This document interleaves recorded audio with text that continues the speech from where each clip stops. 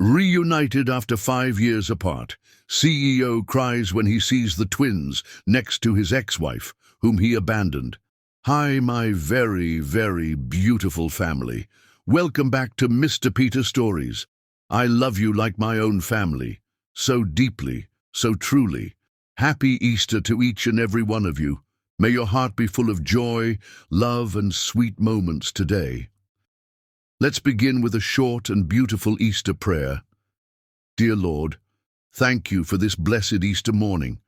Fill my beautiful family's hearts with peace, their homes with laughter, and their lives with hope. Let this day bring new beginnings, new strength, and overflowing love. Bless them with good health, deep joy, and answered prayers. Amen.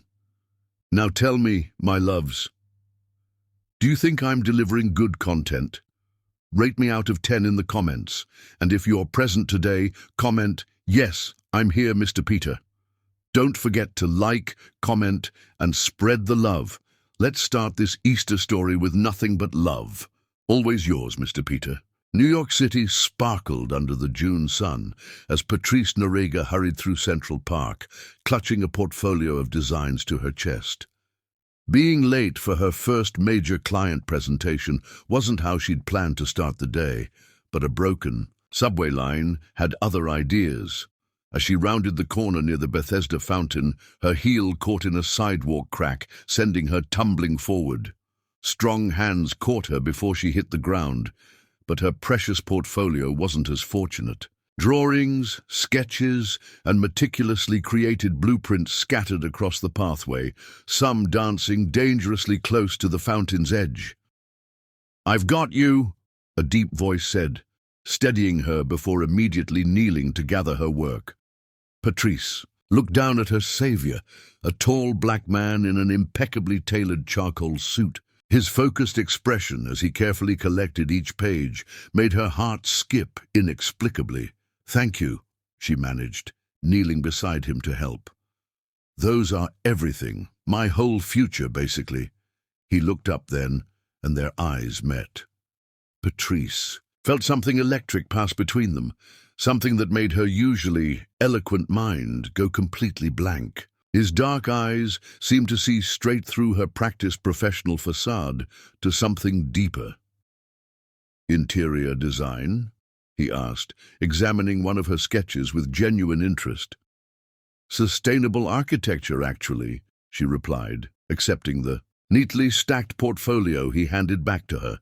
Their fingers brushed, and that same electricity flickered between them. "I'm presenting to Manhattan property developers in..." She glanced at her watch and gasped, 15 minutes ago!" The stranger's expression changed. "Manhattan property developers on Fifth Avenue? Yes, why?"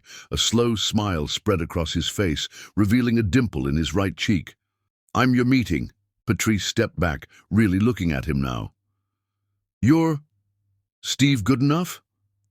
The billionaire CEO who'd built half of New York's skyline over the past decade wasn't what she'd expected. "In the flesh," he said, extending his hand. "And you must be Patrice Noriega, the revolutionary green architect everyone's talking about."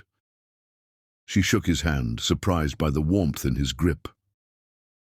"Everyone?" "In my circles, yes. Your Hudson Yards concept design was brilliant, completely changing how we think about urban spaces." His genuine admiration caught her off guard. Most developers only cared about profit margins, not innovation. "Well," she said, a smile tugging at her lips, "this certainly isn't how I imagined making my first impression." "I think it's perfect," Steve said, his eyes never leaving hers. "Now I know you're dedicated enough to run through Central Park in heels for a meeting." They walked together toward Fifth Avenue, their conversation flowing easily from sustainable materials to their shared love of classic jazz. By the time they reached the Manhattan Property Developers Building, Patrice had almost forgotten this was supposed to be a business meeting. "You know," Steve said as they entered the gleaming lobby, "I usually have these presentations in the conference room, but would you mind if we take this one to my private office? I think what you're proposing deserves my full attention."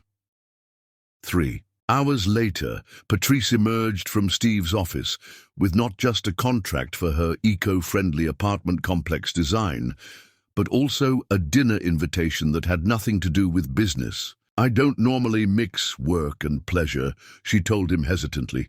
Steve's eyes held a vulnerability that surprised her coming from such a powerful man. "Neither do I. Not ever, actually. But I can't shake the feeling that if I let you walk out that door without seeing you again, I'd be making the biggest mistake of my life." "That's quite a statement from someone who just met me," Patrice said, though her heart raced at his words. "Call it fate, destiny, or just dumb luck that your heel broke exactly when and where it did," Steve said with a smile. "But I'm not questioning it. I'm just grateful." That night over dinner at a small, intimate restaurant in the West Village, they discovered connections that went beyond their professional interests. Both had lost parents too young. Patrice's father to cancer when she was 15, Steve's mother in a car accident when he was 12. Both had fought their way up in industries that hadn't initially welcomed them. Both believed in building things that would outlast them. As Steve walked her to her apartment in Brooklyn, their hands found each other naturally, fingers intertwining, as if they'd done this 100 times before. "I've never believed in love at first sight," Patrice admitted as they stopped outside her building. "It always seemed like something from fairy tales." Steve gently tucked a loose curl behind her ear, his touch sending shivers across her skin. "Maybe we've just been reading the wrong stories."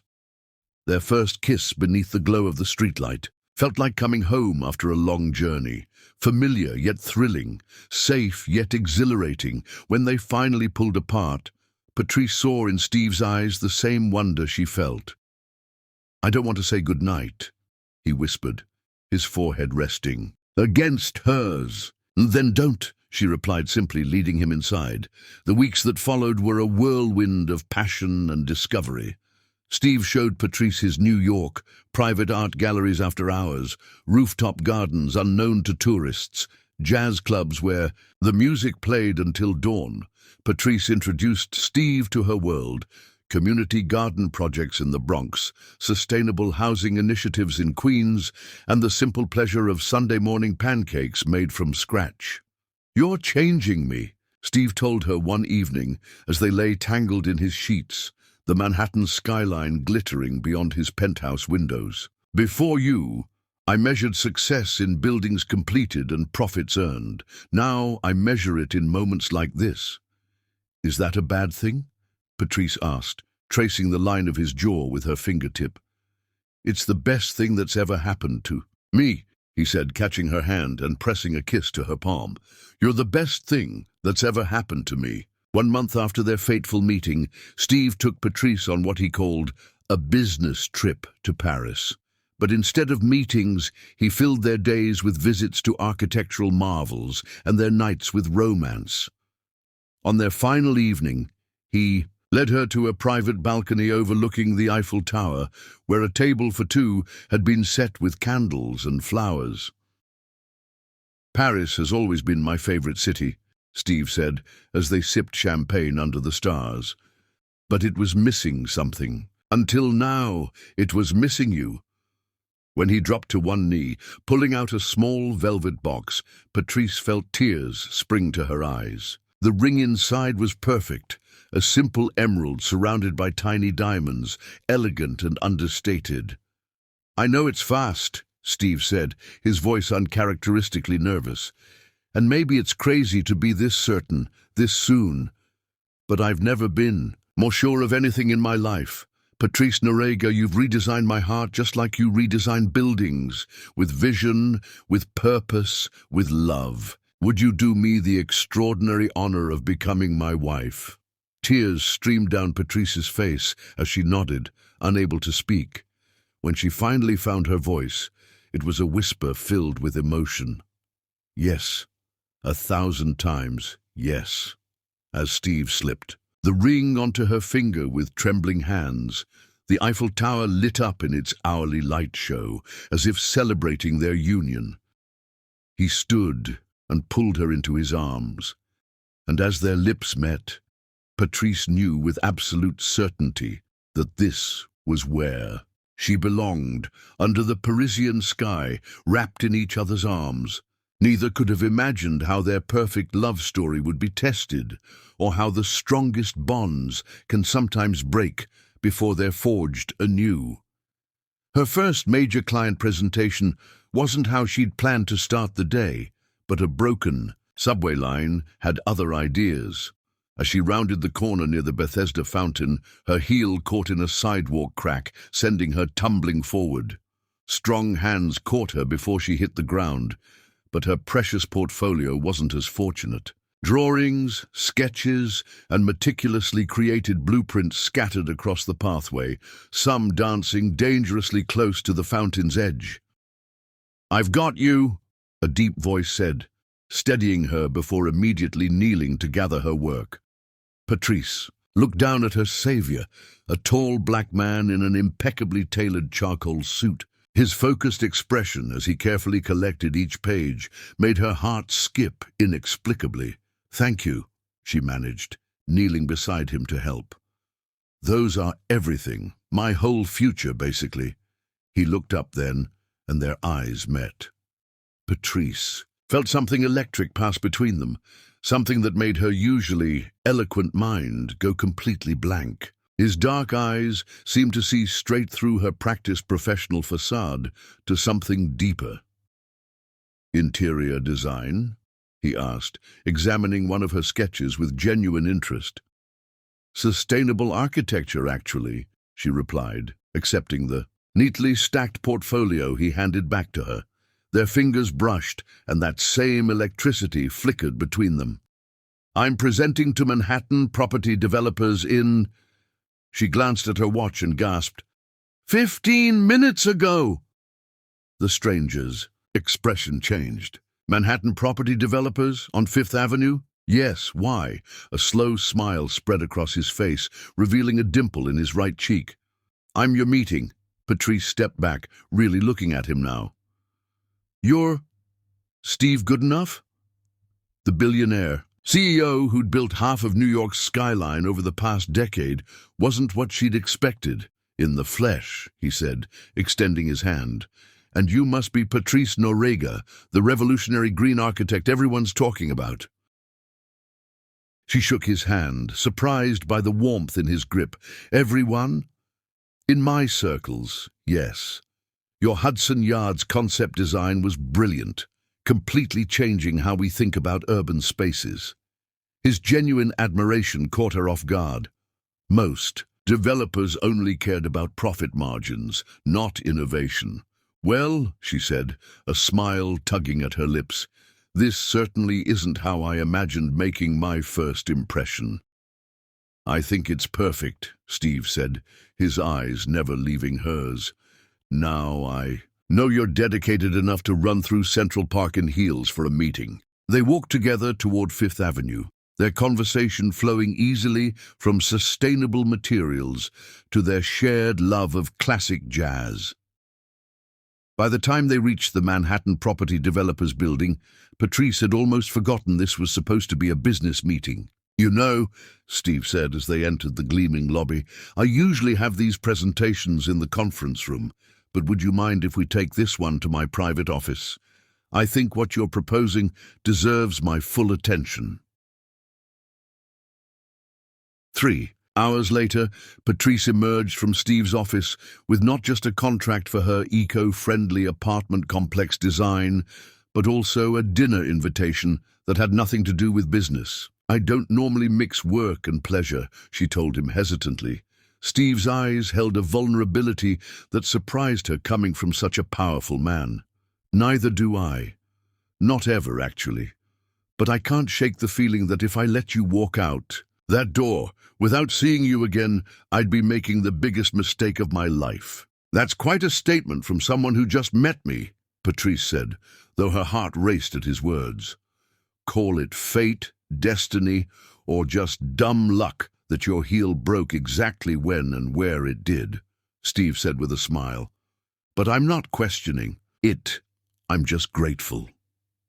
That night, over dinner, at a small, intimate restaurant in the West Village, they discovered connections that went beyond their professional interests. Both had lost parents too young. Patrice's father to cancer when she was 15, Steve's mother in a car accident when he was 12. Both had fought their way up in industries that hadn't initially welcomed them. Both believed in building things that would outlast them.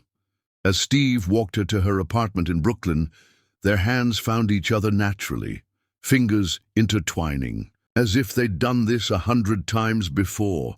"I've never believed in love at first sight," Patrice admitted as they stopped outside her building. "It always seemed like something from fairy tales."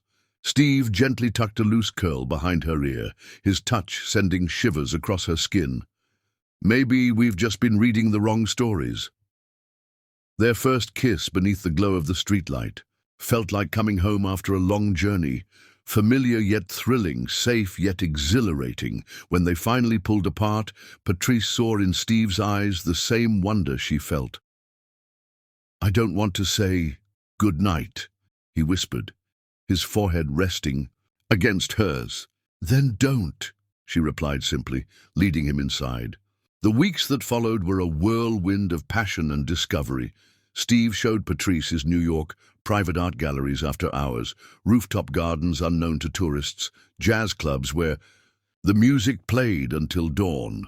Patrice introduced Steve to her world, community garden projects in the Bronx, sustainable housing initiatives in Queens, and the simple pleasure of Sunday morning pancakes made from scratch. "You're changing me," Steve told her one evening as they lay tangled in his sheets, the Manhattan skyline glittering beyond his penthouse windows.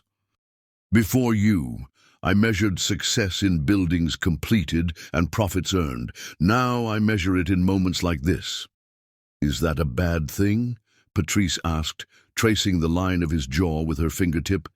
"It's the best thing that's ever happened to me," he said, catching her hand and pressing a kiss to her palm. "You're the best thing that's ever happened to me." 1 month after their fateful meeting, Steve took Patrice on what he called a business trip to Paris. But instead of meetings, he filled their days with visits to architectural marvels and their nights with romance. On their final evening, he led her to a private balcony overlooking the Eiffel Tower, where a table for two had been set with candles and flowers.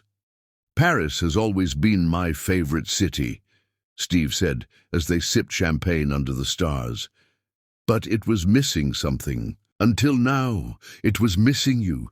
When he dropped to one knee, pulling out a small velvet box, Patrice felt tears spring to her eyes. The ring inside was perfect, a simple emerald surrounded by tiny diamonds, elegant and understated. "I know it's fast," Steve said, his voice uncharacteristically nervous. "And maybe it's crazy to be this certain, this soon. But I've never been more sure of anything in my life. Patrice Noriega, you've redesigned my heart just like you redesigned buildings, with vision, with purpose, with love. Would you do me the extraordinary honor of becoming my wife?" Tears streamed down Patrice's face as she nodded, unable to speak. When she finally found her voice, it was a whisper filled with emotion. "Yes, 1,000 times, yes." As Steve slipped the ring onto her finger with trembling hands, the Eiffel Tower lit up in its hourly light show, as if celebrating their union. He stood and pulled her into his arms, and as their lips met, Patrice knew with absolute certainty that this was where she belonged. Under the Parisian sky, wrapped in each other's arms, neither could have imagined how their perfect love story would be tested, or how the strongest bonds can sometimes break before they're forged anew. 6 months following their engagement passed in a blissful haze for Patrice and Steve. Every moment together only confirmed what they both knew from that first day in Central Park. They were meant for each other. 2 pieces of a puzzle, finally. Connected, their wedding plans evolved naturally, with neither wanting a gaudy spectacle despite Steve's considerable wealth. Instead, they chose an intimate ceremony in the botanical gardens, surrounded by lush greenery that reflected Patrice's commitment to sustainability and natural beauty. "What do you think about a winter wedding?" Steve asked one evening as they sat on his penthouse balcony, watching the sunset paint Manhattan in hues of gold and pink. "I can already see you walking toward me through the snow, looking like some kind of snow goddess." Patrice laughed, nestling closer into his embrace. "You do realize winter in New York means freezing temperatures, possible blizzards, and numb toes, right? I'll keep you warm," he promised, his voice dropping to a whisper as he pressed a kiss to her neck. "For the rest of our lives." The sincerity in his words made her heart swell.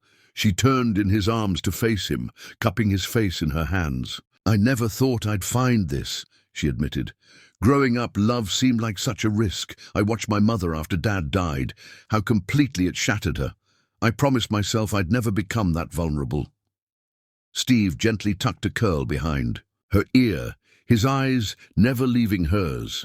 And now I understand that the risk is worth it, that loving someone completely, the way I love you, is the bravest thing I'll ever do." On a crisp December morning with snow gently falling outside, Patrice stood in a small room at the Brooklyn Botanic Garden, her best friend Amara adjusting the simple but elegant white gown that hugged her curves. "Girl, you are glowing," Amara said, stepping back to admire her handiwork. "I've never seen you like this." Patrice couldn't stop smiling as she smoothed her hands over the ivory silk. "I never thought I'd be this happy, this certain about anything." A soft knock interrupted them. The door opened slightly, and an elderly black woman with kind eyes peeked in. "Is my beautiful girl ready?" "Mama," Patrice breathed, reaching for her mother's hands. Eleanor Norega entered the room slowly, her eyes filling with tears as she took in her daughter in her wedding gown. "Your father would be so proud," Eleanor whispered, her voice thick with emotion. So proud to see the woman you've become." Patrice felt tears threatening to spill. "I wish he was here to walk me down the aisle." Eleanor squeezed her hands. "He is here, baby, in every heartbeat, in every breath you take. And he would absolutely adore Steve." "You really think so?" Patrice asked softly. "I know so. That man looks at you the way your daddy looked at me, like you hang the moon and stars." When Patrice finally walked down the aisle on her mother's arm, the sight of Steve waiting for her nearly stopped her heart. He stood tall and proud in his tuxedo, but it was the raw emotion on his face that took her breath away. Tears streamed unashamedly down his cheeks as he watched her approach, his eyes never leaving hers. For a second, they had written their own vows, and when the time came, Steve took both her hands in his voice steady despite the tears still glistening in his eyes. "Patrice, before you, I thought I knew what success was. I thought I knew what mattered. I was building an empire of steel and glass, but my heart was empty. Then you stumbled into my life, quite literally, and suddenly everything made sense." A small laugh rippled through the gathered guests. "You've taught me that true wealth isn't measured in bank accounts or buildings, but in moments, in laughter shared over breakfast, in quiet nights watching old movies, in the way you scrunch your nose when you concentrate." He paused, taking a deep breath. "I promise to love you through every season, to cherish every moment we create together, to be your partner in all things. I promise to build a life with you that matters, not just to us, but to the world we touch. I promise to remember every single day how incredibly lucky I am that you fell into my arms that morning." Patrice blinked back tears as she began her own vows. "Steve, I used to think that loving someone completely meant losing a part of yourself. But loving you has only made me more myself, more whole. You encourage my dreams, challenge my thinking, and hold me when words aren't enough." Her voice trembled slightly. "I promise to walk beside you through whatever life brings us. I promise to be your safe harbor and your greatest adventure. I promise to love you not just on our best days, but on our hardest ones." I promise to remember, even when we disagree, that what connects us is stronger than anything that could divide us. I promise to choose you and choose us every single day for the rest of our lives." When they were pronounced husband and wife, Steve gathered her in his arms with such tenderness that several guests were moved to tears. Their kiss was both a promise and a celebration, and as they turned to face their loved ones as Mr. and Mrs. Goodenough, Patrice felt a sense of absolute rightness settle over her. The reception was filled with laughter, dancing, and heartfelt toasts. Steve surprised Patrice by having a jazz quartet play their song, the one they'd first danced to on their third date. As he led her onto the dance floor, he held her close, singing softly in her ear. "I never knew I could dance like this," Patrice whispered as they swayed together. "You can do anything," Steve replied, spinning her gently before pulling her back into his arms. "And whatever you can't do alone, we'll do together." Later that night, as they lay tangled in the sheets of their honeymoon suite, Steve traced lazy patterns on Patrice's bare shoulder. "Mrs. Goodenough," he murmured against her skin, "I still can't believe you're my wife." Patrice smiled, turning to face him in the moonlight streaming through the windows. "Believe it, you're stuck with me now." "Promise?" he asked, suddenly serious. She leaned forward to kiss him softly. "I promise. Forever and always." Their honeymoon in Bali was paradise. Days spent exploring ancient temples and lush landscapes. Nights spent exploring each other beneath star-filled skies. They returned to New York, refreshed and more in love than ever, ready to begin their life together officially. Steve had insisted Patrice move into his penthouse, though she'd maintained her small Brooklyn apartment as an office space. They fell into a rhythm quickly, breakfast together before work, texting throughout the day, reuniting each evening to share their triumphs and challenges. "I was thinking," Steve said one night as they prepared dinner together, something they'd both come to cherish. "What if we started looking for a house? Something that's truly ours, not just my place that you moved into." Patrice paused in chopping vegetables, warmth spreading through her chest at his thoughtfulness. "I'd love that. Something with a garden, maybe, and space for an office for both of us, and maybe—" Steve hesitated, coming to stand behind her, wrapping his arms around her waist. "Maybe a nursery too, not right away, but someday." Patrice turned in his arms, the joy bubbling up inside her. "You want children?" "With you, more than anything," he confessed. "I can already see a little girl, with your smile and my stubbornness." "Or a boy with your eyes and my love of plants," she added, her heart swelling with the future they were painting together. That night, as they made love with a new tenderness born of their shared dreams, Patrice felt completely, utterly content. In Steve's arms, she had found not just passion but partnership, not just romance but home. "I love you," she whispered as they lay catching their breath. "More than I knew it was possible to love someone."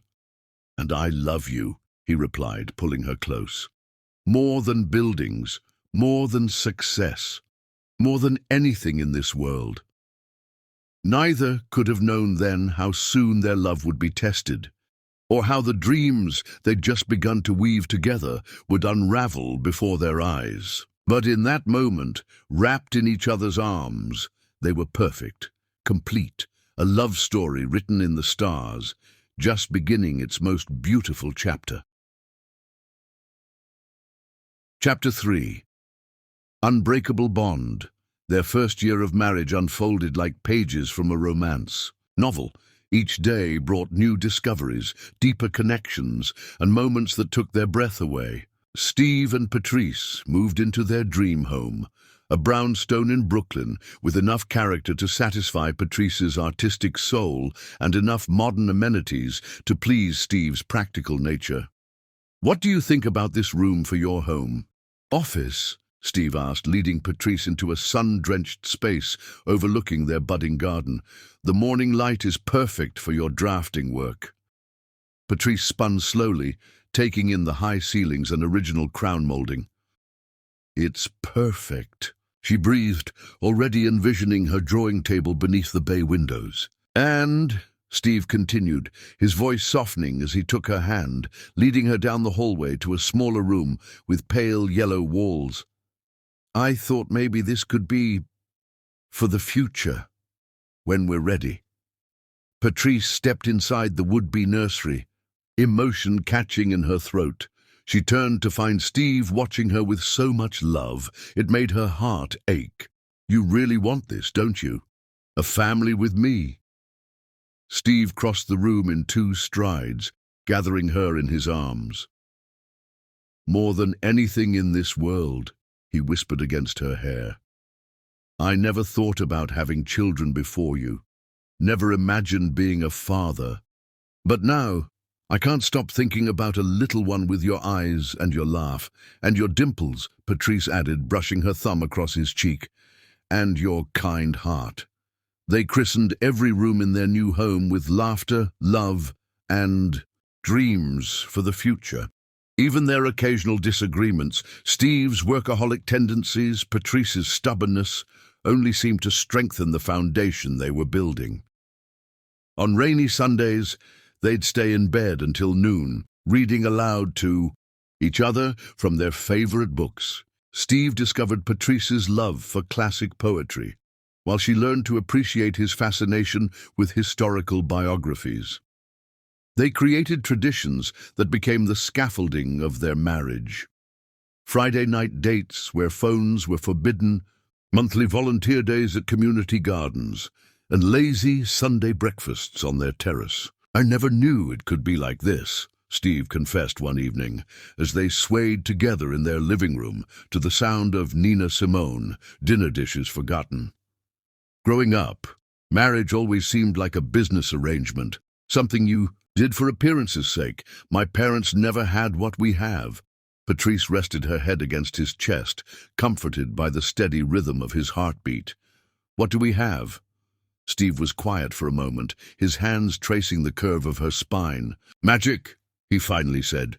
"We have magic, Patrice, and I'm terrified of ever losing it." She pulled back to look into his eyes. "You won't lose it. You won't lose me. I'm not going anywhere." It was a promise she meant with every fiber of her being. Their careers flourished alongside their marriage. Steve's company, Good Enough Enterprises, expanded its reach into sustainable development, inspired, his board members whispered, by his architect wife's influence. Patrice's designs garnered attention from major publications, her focus on eco-friendly, urban spaces perfectly aligned with changing attitudes toward climate responsibility. "They're calling you the power couple of New York real estate," Amara teased one evening over dinner at their home, showing them an article in Business Insider featuring them both. Steve laughed, threading his fingers through Patrice's. "I'm just the money man. She's the real visionary." "Oh, please," Patrice rolled her eyes, but her smile was warm. "That money man just revolutionized how luxury buildings are heated and cooled, saving thousands of tons of carbon emissions annually." "See?" Amara said, glancing between them. "This is why everyone wants what you have. You actually like each other." "Like?" Steve raised an eyebrow, bringing Patrice's hand to his lips. "I worship the ground this woman walks on." Later that night, as they lay tangled in their sheets, Patrice traced the contours of Steve's face in the moonlight. "Did you mean that? What you said at dinner? About worshipping you?" Steve smiled, his eyes heavy-lidded with satisfaction. "Every word." "What did I do to deserve you?" she whispered. Steve gathered her closer, his expression suddenly serious. "You exist. That's enough. That's everything." Their love flourished not just in grand gestures, but in the small moments that stitched their days together. The way Steve always brought her coffee in bed, remembering exactly how she liked it. The way Patrice would leave little notes in his suit pockets, some sweet, some decidedly not, for him to find throughout his day. The silent conversations they could have across crowded rooms with just a glance. On their first anniversary, Steve surprised Patrice with a weekend trip to the small coastal town where she'd grown up in Maryland. "How did you arrange this?" she gasped as they pulled up to a charming beachfront cottage. Steve's smile was tinged with pride. "I may have had some help from your mom. I wanted to see the place that made you who you are." They spent the weekend walking the beaches of her childhood. Patrice, pointing out the spots where she'd built sand castles, had her first kiss, decided to become an architect while watching the sunset paint the old boardwalk in gold and crimson. On their last evening, Steve led her to a secluded spot on the beach at sunset, a picnic basket in one hand. "This is where I used to come when I needed to think," Patrice said softly, settling onto the blanket he'd laid out. "After my dad died, I would sit here for hours, watching the waves and trying to make sense of a world without him." Steve wrapped his arms around her from behind, his chin resting on her shoulder. "What would your dad think of me?" he asked, a hint of vulnerability in his voice. Patrice turned in his embrace, cupping his face in her hands. "He would love you," she said with absolute certainty. "He would love how you see me, really see me. He would love your ambition and your kindness, but most of all, he would love how happy you make me." Steve's eyes shimmered in the fading light. From his pocket, he withdrew a small velvet box. "Happy anniversary, my love." Inside lay a delicate gold locket. When Patrice opened it, tears sprang to her eyes. On one side was a tiny photo of her father she recognized from her childhood. On the other, a picture of her and Steve on their wedding day. "So you can always keep both your favorite men close." "To your heart," Steve explained, his voice rough with emotion. "Steve," she whispered, unable to find words adequate for the moment. Instead, she poured all her love into a kiss that left them both breathless. That night, as they made love to the sound of waves crashing outside their cottage, Patrice felt a connection so profound it transcended the physical. In Steve's arms, she was home. In his eyes, she found her future. "I want to start trying," she whispered afterward, her head pillowed on his chest. "Trying." Steve's hand paused in stroking her hair. "For a baby," she clarified, lifting her head to gauge his reaction. "I'm ready if you are." The joy that transformed. His face was answer enough, but his words, whispered like a prayer against her lips, sealed their commitment. "Yes. Oh God, yes." They returned to New York with renewed purpose, their already strong bond forged into something even deeper by shared dreams of the family they hoped to create. Each month brought anticipation, and though they were disappointed when pregnancy didn't happen immediately, their determination only grew stronger. "It will happen when it's meant to," Steve assured her one night after another negative test left her in tears. "And if it doesn't happen naturally, we have options. So many options." "You'd still want to try, even if it's complicated?" Patrice asked, vulnerability written across her face. "I would move mountains to build a family with you," he said, with such conviction that her doubts melted away. "However it happens, whatever it takes." As winter turned to spring and their second year of marriage approached, life seemed perfect. Their home was filled with love, their careers were soaring, and though they hadn't yet achieved their dream of becoming parents, they faced the future together with unwavering faith in each other. Neither could have imagined how quickly their perfect world would begin to crumble, or how the foundation they'd built with such care would be tested beyond what any love should have to endure. Chapter 4. The Ultimate Sacrifice. The first signs of trouble came subtly, like distant thunder on an otherwise clear day. Steve began coming home later, his usual warmth dimmed by preoccupation. At first, Patrice didn't worry. His company was expanding rapidly, and with growth came growing pains. But when weeks turned into months of distracted conversations and darkened circles beneath his eyes, she knew something was wrong. "Talk to me," she said one night, taking his laptop from his hands and setting it aside. They sat in their living room, the remains of a dinner Steve had barely touched, cooling on the coffee table. "Whatever it is, we'll face it together." Steve's expression crumpled, the carefully maintained facade of control dissolving under her. "Gentle touch. I've made a mistake," he whispered, dropping his head into his hands. "A terrible mistake." Patrice's heart hammered in her chest as worst-case scenarios flashed through her mind, but she pushed them away. "Tell me," she urged, keeping her voice steady despite her fear.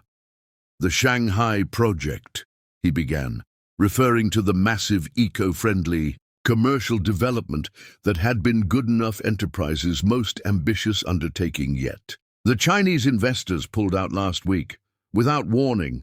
"Oh, Steve," Patrice breathed, relief washing over her that it was a business problem rather than something more personal. "That's awful. But surely there are other investors." He shook his head, looking older than his 35 years. "You don't understand. I'd already committed funds, massive amounts, based on their promised investment. I leveraged everything, Patrice, everything." The gravity of his words sank in slowly. "What does that mean exactly?" Steve finally met her eyes, and the despair she saw there turned her blood to ice. "It means we could lose it all. The company my father built, that I've spent my entire adult life growing, it could all be gone in weeks." That night was the first of many where Patrice held Steve as he finally allowed himself to break down, his body shaking with the sobs he'd been suppressing. During business hours, she stroked his hair and whispered promises that they would find a way, that nothing was truly lost while they had each other. In the days that followed, the full scope of the crisis became clear. Without the Chinese investment, Goodenough Enterprises was hemorrhaging money. The Shanghai project had already broken ground. Contracts had been signed with suppliers, architects, and construction teams. Backing out would trigger penalty clauses that would bankrupt the company instantly. Patrice accompanied Steve to emergency meetings with his board of directors, where terms like Chapter 11 and liquidation were thrown around with cruel casualness. She watched her vibrant, confident husband shrink under the weight of potential failure, and her heart broke for him. "There has to be a way," she insisted during a private moment between meetings. "What about a bank loan?" Steve shook his head wearily. "We're already leveraged to the hilt. No bank will touch us now. We're too high risk. Angel investors. We're trying, but these deals take time. Time we don't have." That night, as Steve finally fell into an exhausted sleep beside her, Patrice lay awake, her mind racing. There had to be something they could do, something she could do. And then it hit her. The estate in Maryland, the sprawling waterfront property her parents had left her, with strict instructions never to sell it. "This land has been in our family for generations," her father had told her on his deathbed. "It's your heritage, your safety net. Promise me you'll keep it in the family." And she had promised, tears streaming down her face as she clutched his hand. But now, looking at the man she loved more than life itself, Patrice knew what she had to do. Steve had given her everything, his heart, his name, his unconditional love. She would move mountains for him, just as he'd said he would do for her. The next morning, while Steve was in yet another crisis meeting, Patrice drove to the offices of Johnston and Myers, the real estate firm that had been trying to buy her family property for years to develop it into luxury condominiums. "Mrs. Goodenough," Harold Johnston greeted her with undisguised surprise. "This is unexpected." "I've reconsidered your offer," Patrice said, her voice steady despite the storm of emotions raging inside her. "But I have conditions." 4 hours later, she left with a signed contract and a cashier's check for a sum that made her dizzy to contemplate.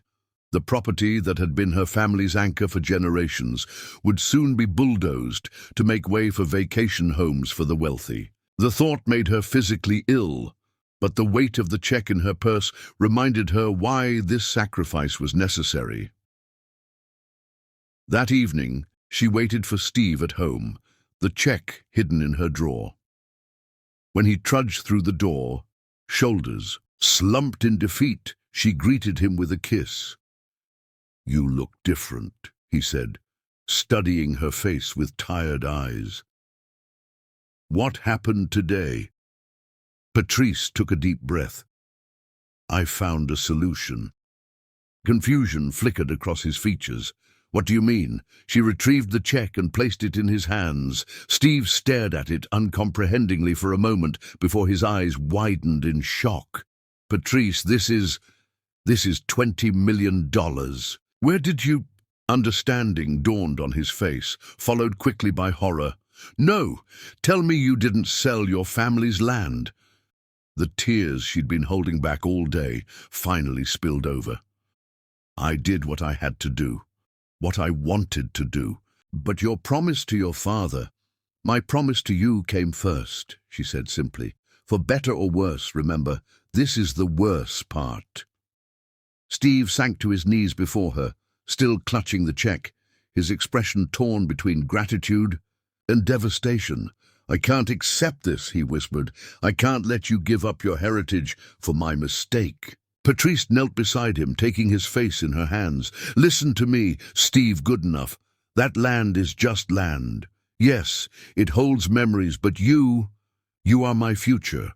Our company, our home, our future children, that's what matters." "Our company?" he repeated, his voice breaking. "Yes, our company. Your dreams are my dreams now. Your burdens are mine to carry too." She pressed her forehead against his. "Let me do this for us, please." Steve's resistance crumbled under the weight of her love. He pulled her into an embrace so tight it nearly robbed her of breath, his tears dampening her neck. "I don't deserve you," he whispered. "I will spend the rest of my life making this. Up to you, I swear it." "There's nothing to make up," she assured him. "This is what love is." That night, they made love with a desperate intensity, clinging to each other as if afraid the other might disappear. Afterward, as Steve slept peacefully for the first time in weeks, Patrice snuck out to the garden. Under the light of the full moon, she knelt in the soft earth and sobbed silently for the broken promise, for the land that had been her last connection to her father. "Forgive me, Daddy," she whispered to the stars. "I had to choose love." The next day, Steve deposited the check and called an emergency board meeting. The infusion of capital wouldn't solve all their problems, but it would stop the immediate bleeding and give them time to secure new investors for the Shanghai project. "You've saved us," Conrad Matthews, the CFO, told Steve after seeing the new financials. "Where did this miracle come from?" Steve's eyes found Patrice's across the boardroom. "Not a miracle," he said softly. "Just love." In the weeks that followed, Goodenough Enterprises slowly stabilized. Steve worked tirelessly to honor Patrice's sacrifice, throwing himself into saving the company with renewed determination. He negotiated new deals, found alternative investors, and restructured loans until the immediate danger had passed. "We're going to be okay," he told Patrice one evening, coming home earlier than he had in months. He gathered her in his arms, burying his face in the curve of her neck. "Thanks to you, we're going to survive this." Patrice clung to him, savoring the moment of relief. "I never doubted it." That night, as they lay in bed planning their future once again, Patrice fought back the lingering sadness over her lost inheritance. The land had been more than just property. It had been the summers of her childhood, the place her father had taught her to swim, the beach where she'd scattered her parents' ashes. But looking at Steve's face, relaxed in sleep for the first time in months, she knew she would make the same choice 1,000 times over. "It's just land," she whispered to herself in the darkness. But in her heart, she knew it was more. It was the last piece of her parents she had left, the legacy they'd entrusted to her. And she had given it away.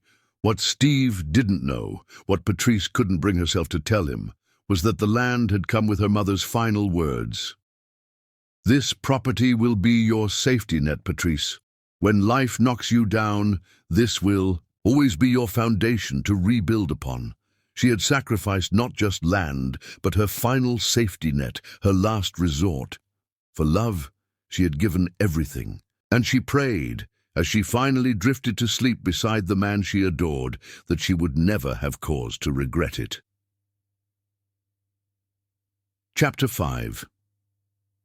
Shadows in Paradise.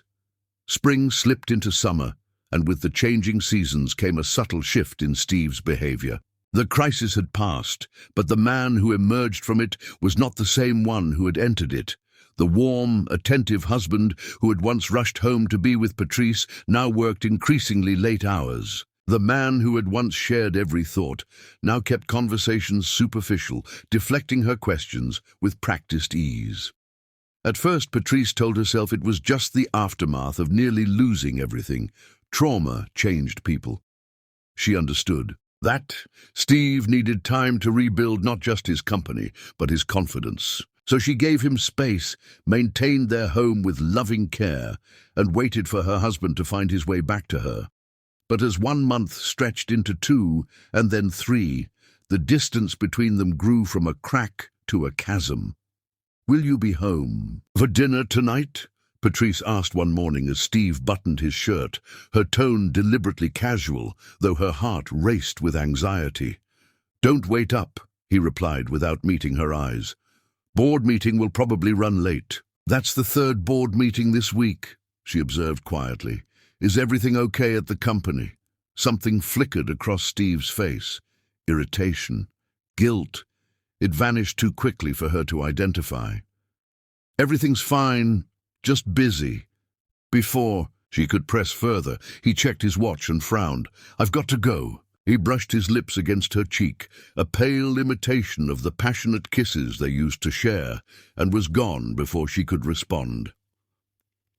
Patrice stood in their bedroom, the scent of his cologne lingering in the air, and fought back tears. This wasn't like him. The Steve she married would never be so dismissive, so cold.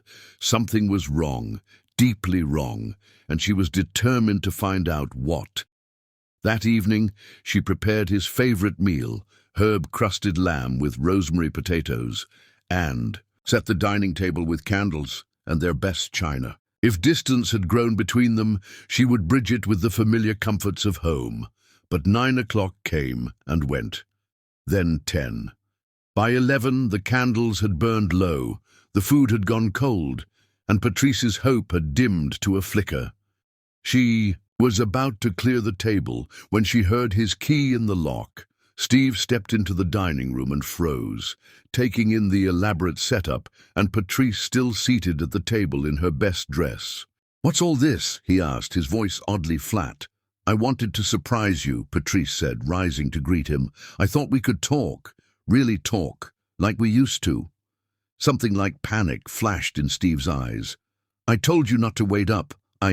No, but I've already eaten," he cut her off, his tone sharp, "and I'm exhausted. This could have waited until the weekend."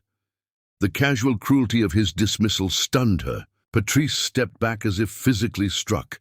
"What's happening to us, Steve?" she whispered, her voice breaking. "What's happening to you?"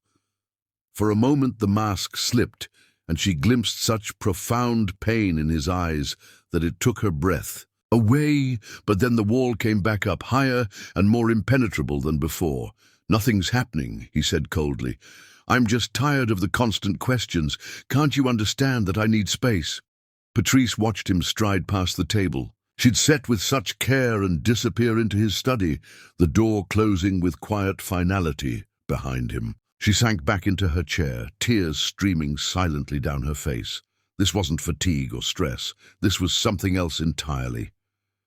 As summer faded into autumn, Steve's behavior grew increasingly erratic. Some days he was almost his old self, bringing her coffee in bed. asking about her projects, making love to her with something approaching his former passion. Those glimpses of the man she married kept Patrice's hope alive, convinced her that whatever darkness had taken hold of him was temporary. But the good days became islands in a sea of indifference and occasionally hostility. The cutting remarks, the forgotten anniversaries, the coldness in bed, all of it wore away at her like water against stone. "Maybe you should see someone," she suggested gently one rare evening when they were both home, after he'd snapped at her for something as trivial as asking if he wanted tea. "A therapist, I mean. The stress you've been under—" "I don't need a damn therapist," Steve growled, slamming his book closed. "What I need is a wife who doesn't analyze my every mood." Patrice flinched but held her ground. "This isn't about analyzing you. This is about the fact that I've barely seen my husband in months. That when you are home, you're either working or picking fights. That something is clearly eating you alive, and you won't let me help." "Maybe I don't need your help," he retorted, his voice cruel in a way she'd never heard before. "Did you ever think of that? Maybe I'm tired of being in debt to you." The words hung in the air between them, heavy with implication. Patrice felt as if all the oxygen had been sucked from the room. "In debt to me?" she repeated slowly. "Is that what this is about? The money?" Steve's expression shuttered. "Forget it," he muttered, turning away. "You wouldn't understand." "Then help me understand," she pleaded, reaching for him. "Whatever this is, we can work through it together." But Steve shrugged off her touch, his face a mask of indifference that broke her heart all over again. "There's nothing to work through. I'm fine. We're fine. Just give me space." Space became the currency of their marriage. Carefully measured, coldly negotiated. Patrice tried everything to break through the walls Steve had erected. She left love notes in his briefcase, planned surprise weekend getaways, even consulted a marriage counselor privately for advice. Nothing seemed to reach him. The lowest point came on a rainy Tuesday in November. Patrice had been feeling unwell for days, nauseous, dizzy, exhausted beyond reason. She finally made an appointment with her doctor, hoping it was just a stubborn virus. She returned home to find Steve in their bedroom, packing an overnight bag. "Business trip," he explained curtly when she asked. "Last minute. I'll be gone a few days." "I saw Dr. Bennett today," she said, perching on the edge of the bed. "I haven't been feeling well." Steve continued packing, barely glancing at her. "It's probably just stress." "That's what I thought too, but Patrice, I really don't have time for this right now," he interrupted, checking his watch impatiently. "My flight leaves in 3 hours, and I still need to stop by the office." Hurt bloomed in her chest, but she tamped it down. "Of course. I'll miss you." Steve's movements faltered for a fraction of a second, and something like his old tenderness softened his features. "I'll call you when I land," he promised, leaning down to press a kiss to her forehead. It was the most affection he'd shown in weeks, and Patrice clung to it like a drowning woman to driftwood. Maybe there was hope after all. Maybe whatever demon had possessed him these past months was finally loosening its grip. But Steve didn't call when he landed, or the next day, or the day after that. When he finally returned 4 days later, it was as if their moment of connection had never happened. "I forgot," he said dismissively when she mentioned his promise to call. It was a hectic trip. That night, lying awake beside her husband's sleeping form, Patrice faced the truth she'd been avoiding for months. The man she loved was slipping away, and she didn't know how to stop it. She placed a hand over her still flat stomach, where the secret she hadn't been able to tell him grew stronger each day. "Your daddy loves us," she whispered to the tiny life inside her. "He's just lost right now. But we'll find him again, I promise."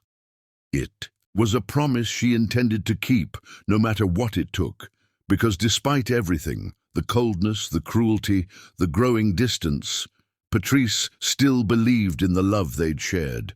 still believed that somewhere inside the stranger, Steve, had become her husband was waiting to be found. All she needed was a chance to reach him, to remind him of what they meant to each other. What she didn't know was that the chance would come sooner than she expected, in the form of news that should have been their greatest joy, but would instead become the catalyst for their greatest pain.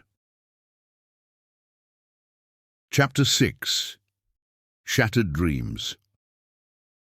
The waiting room at Manhattan Women's Health Center was decorated in soothing shades of blue and green, but nothing could calm the storm of emotions whirling through Patrice. The past 3 weeks had been a blur of secret doctor's appointments and stolen moments reviewing the results of home pregnancy tests, each one confirming what she'd begun to suspect that day in November. "Mrs. Goodenough?" The nurse's voice pulled her from her thoughts. "Dr. Harris will see you now." Patrice followed the woman down a hallway lined with photos of smiling babies, her heart racing with anticipation and fear. Part of her still couldn't believe this was happening, that after months of trying before the financial crisis, when they had finally stopped actively planning for a baby, life had surprised them with this gift. Dr. Harris, a kind-faced woman, in her 50s with salt and pepper hair, greeted Patrice with a warm smile. "Good news," she said after reviewing the results of Patrice's latest tests. "Everything looks perfect. You're about 10 weeks along, and based on your HCG levels, I'd like to do an ultrasound today to check things out." Patrice nodded, too overwhelmed to speak. 10 weeks. She'd been carrying this precious secret inside her for over 2 months without realizing it. The nausea, the fatigue, the emotional sensitivity, all symptoms she'd attributed to stress over her deteriorating marriage. As the cold gel spread across her abdomen and the ultrasound wand moved slowly across her skin, Patrice held her breath. The screen beside the bed flickered with grey and black shadows, indecipherable to her untrained eye. "Ah, there we are," Dr. Harris said, her voice softening as she pointed to the screen. "See that? And that? 2 separate sacs, 2 separate heartbeats. Mrs. Goodenough, you're having twins." The world seemed to stop spinning for a moment. "Twins," Patrice whispered, tears filling her eyes as she stared at the tiny pulsing lights on the screen. "I'm having twins," Dr. Harris smiled, adjusting the wand to get a better view. "Yes, and from what I can see, they're developing beautifully. Would you like to hear the heartbeats?" Seconds later, the room filled with a rapid whooshing sound. 2 distinct rhythms, strong and steady. Patrice pressed a hand to her mouth, overcome by a wave of love so intense it left her breathless. These were her babies, hers and Steve's, concrete proof of the love they had shared, even if that love now seemed to be fading. "I'll print some photos for you to take home," Dr. Harris said, clearly moved by Patrice's emotional response. "Have you told the father yet?" Patrice shook her head, wiping away tears. "No, I wanted to be sure first, and I wanted to do it right." On her way home, she stopped at a boutique on Madison Avenue and purchased 2 tiny pairs of baby booties, one blue, one pink, and a card that read, "Some love stories take 9 months to write." Today was the day she would fight for her marriage, the day she would remind Steve of the dreams they had shared. Surely the news of not 1, but 2 babies would break through whatever darkness had hold of him. Their maid, Felicia, greeted Patrice at the door with unusual nervousness. The elderly woman had been with Steve's family for over 25 years, practically raising him after his mother's death, and had moved into their brownstone at Steve's insistence shortly after their wedding. "Mrs. Goodenough," Felicia said, wringing her hands in her apron, "I wasn't expecting you home so early." "I had an appointment," Patrice explained, noticing the woman's distress. "Is everything okay, Felicia?" Yes, of course," Felicia replied, too quickly, her eyes darting toward the staircase. "I was just cleaning upstairs. Very messy. Perhaps you'd like some tea in the kitchen while I finish." Patrice frowned, puzzled by the strange behavior. "That's all right. I need to freshen up before Steve gets home. I have a special evening planned." She patted her purse, which contained the ultrasound photos and baby booties. Felicia stepped directly into her path, something like panic flickering across her weathered features. "The master bathroom is out of order. A pipe burst. You should use the guest bathroom downstairs." "A pipe burst?" Patrice repeated, her confusion deepening. "When did this happen? Why didn't you call the plumber?" "It just happened," Felicia insisted, her voice rising slightly. "Very recent, very wet, not safe." Patrice's instincts prickled with warning. In the 5 years she'd known Felicia, the woman had never behaved this way, flustered, evasive, almost frantic. "I'll just take a look," she said firmly, moving past the older woman toward the stairs. "Mrs. Goodenough, please," Felicia began, but Patrice was already halfway up the staircase. The hallway upstairs was silent, no sound of rushing water, no visible signs of a plumbing disaster. Patrice made her way to the master bedroom, pushing open the door with growing apprehension. The room appeared normal at first glance. Bed made, curtains drawn against the afternoon sun, Steve's reading glasses on the nightstand where he always left them. But then she noticed something out of place on her dresser. A man's wallet, not Steve's, made of worn brown leather. Before she could investigate further, the bathroom door opened and a stranger emerged. A tall, well-built man with sandy hair and a handsome face, wearing nothing but a towel around his waist. "You must be Mrs. Goodenough," he said, his smile confident, predatory. "Felicia didn't mention you'd be home so early." Patrice froze, her mind struggling to process the scene before her. A half-naked man, in her bathroom, using her towels, speaking with casual familiarity. The implications were too horrible to contemplate. "Who are you?" she demanded, her voice surprisingly steady despite the tremor in her hands. "What are you doing in my home?" The man's smile widened as he moved toward her with practiced grace. "I'm Marcus. Felicia didn't tell you? I'm here for the photo shoot." "Photo shoot?" Patrice repeated, backing away from him. "What photo shoot?" "The private kind," Marcus replied, his eyes trailing over her in a way that made her skin crawl. "Your regular guy couldn't make it, so the agency sent me instead." Confusion and disgust warred within Patrice. Nothing this man said made sense, yet the suggestive tone left little doubt about what he was implying. "I think you have the wrong house," she said firmly. "Please get dressed and leave immediately." Marcus reached for her, his fingers brushing her arm. "Don't be like that, sweetheart. I know how to make you—" The sound of a phone ringing cut through the tension like a knife. Marcus pulled his cell phone from the pocket of his discarded pants, checking the screen with a frown. "1 second," he said, turning away from Patrice to answer. "Yeah? What? No, I'm at the Goodenough place on— Wait, what address did you say?" His expression changed as he listened to whoever was on the other end of the call. "Shit, you're telling me I'm in the wrong house. There's another Goodenough at 487 instead of 478? He glanced back at Patrice, his confident demeanor crumbling. I think there's been a misunderstanding." Relief flooded through Patrice, so intense her knees nearly buckled. A mistake. A horrible, frightening mistake. "I'm so sorry," Marcus stammered, gathering his clothes with clumsy haste. "The addresses were similar, and your maid let me in when I asked for Mrs. Goodenough. I assumed— God, this is embarrassing. I'm a photographer for boudoir shoots. There's another Mrs. Goodenough who booked a session for today." "Just get out," Patrice managed, her voice shaking with delayed shock. "Now." As soon as the bedroom door closed. Behind him, Patrice sank onto the edge of the bed, her hands protectively cradling her stomach. The whole encounter felt surreal, a bizarre mistake that could have turned dangerous if not for that phone call. When her breathing finally steadied, anger replaced fear. How could Felicia have allowed a complete stranger into their home, into their bedroom? The maid's odd behavior suddenly made sense. She'd been trying to keep Patrice downstairs until this Marcus person could leave. Patrice found Felicia in the kitchen, nervously polishing silver that was already gleaming. "How could you?" she demanded, her voice tight with suppressed rage. "How could you let that man into our home?" Felicia's eyes were wide with what appeared to be genuine regret.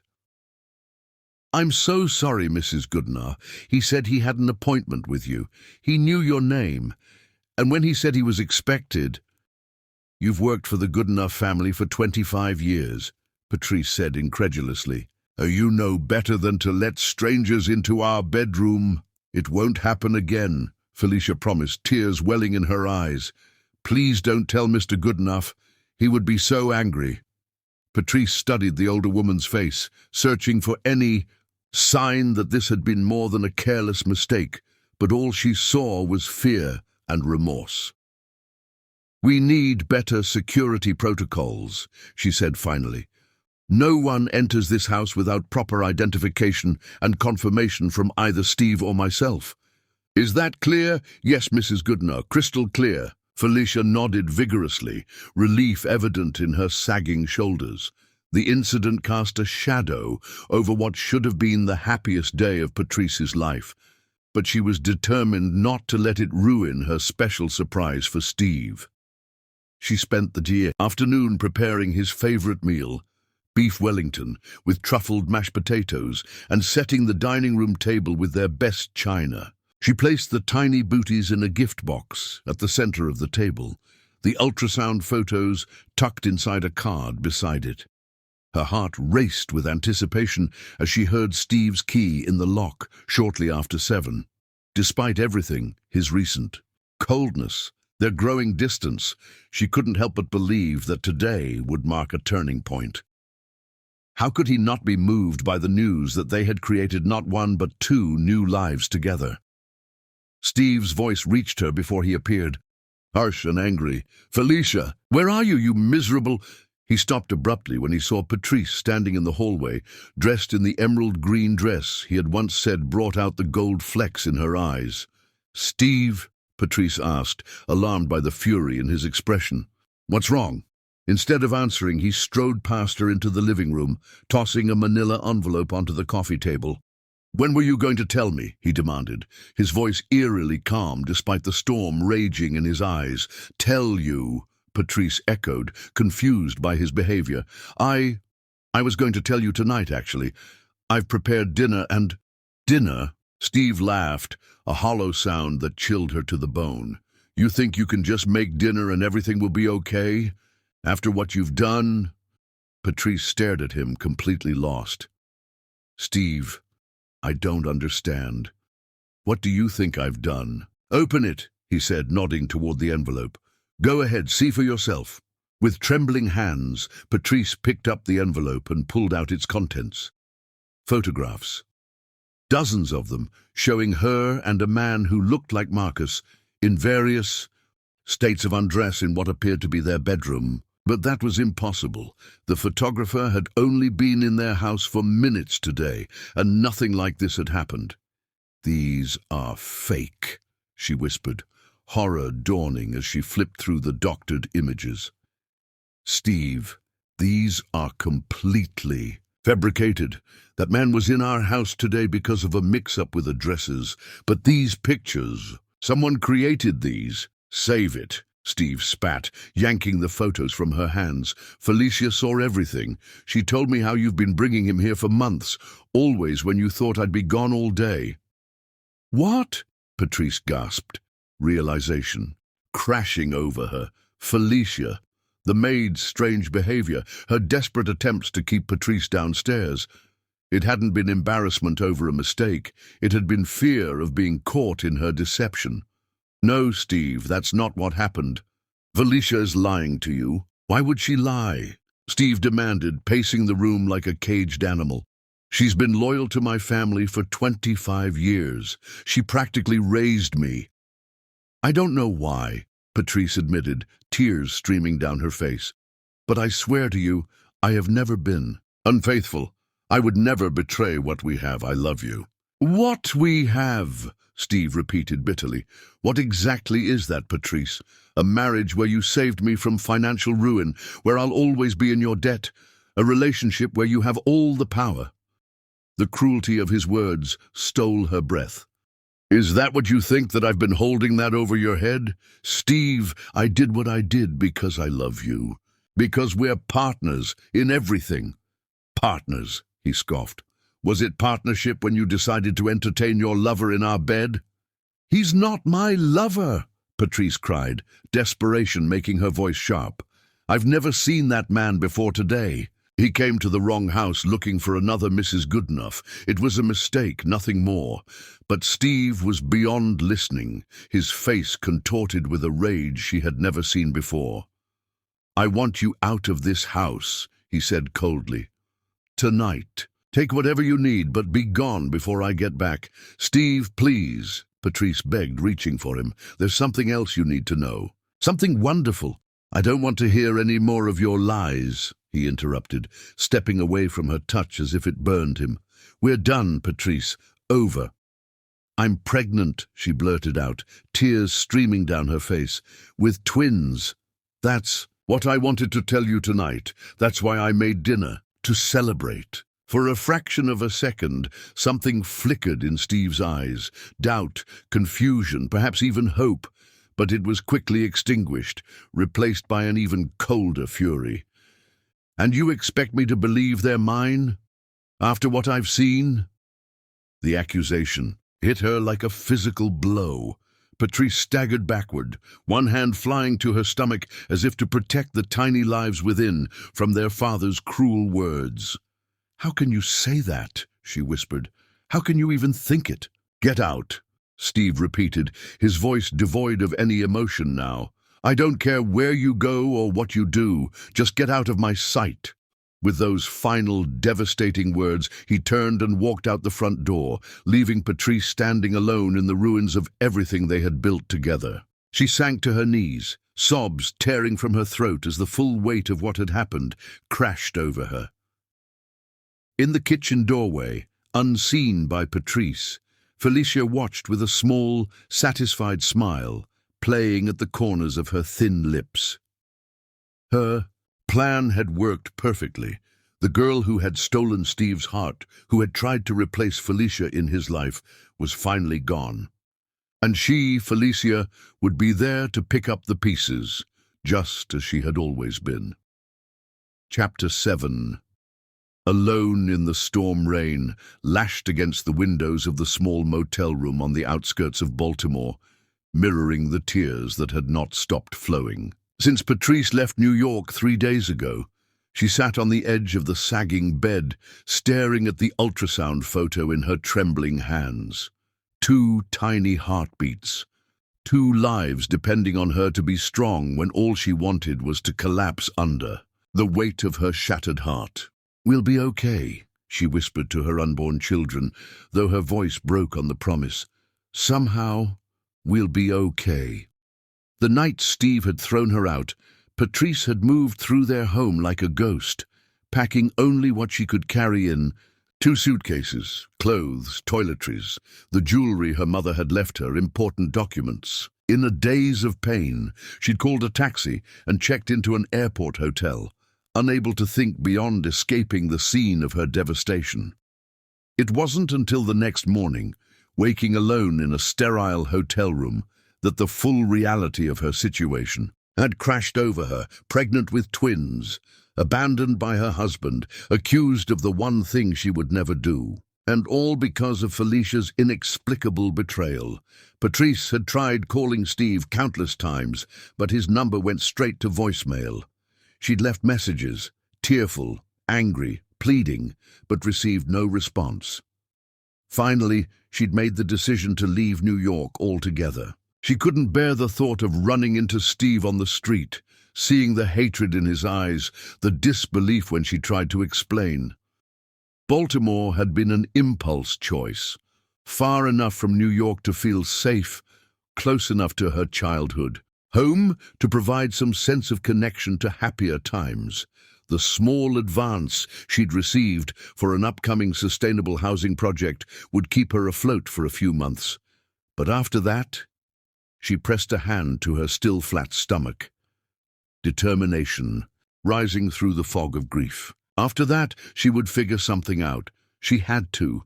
These babies deserved a mother who could provide for them, protect them, love them enough to make up for the father who had rejected them before they were even born. The sudden buzz of her phone made her heart leap with desperate hope. Steve, but the caller ID showed Amara's name instead. Patrice, oh my God, where are you? I've been calling for days.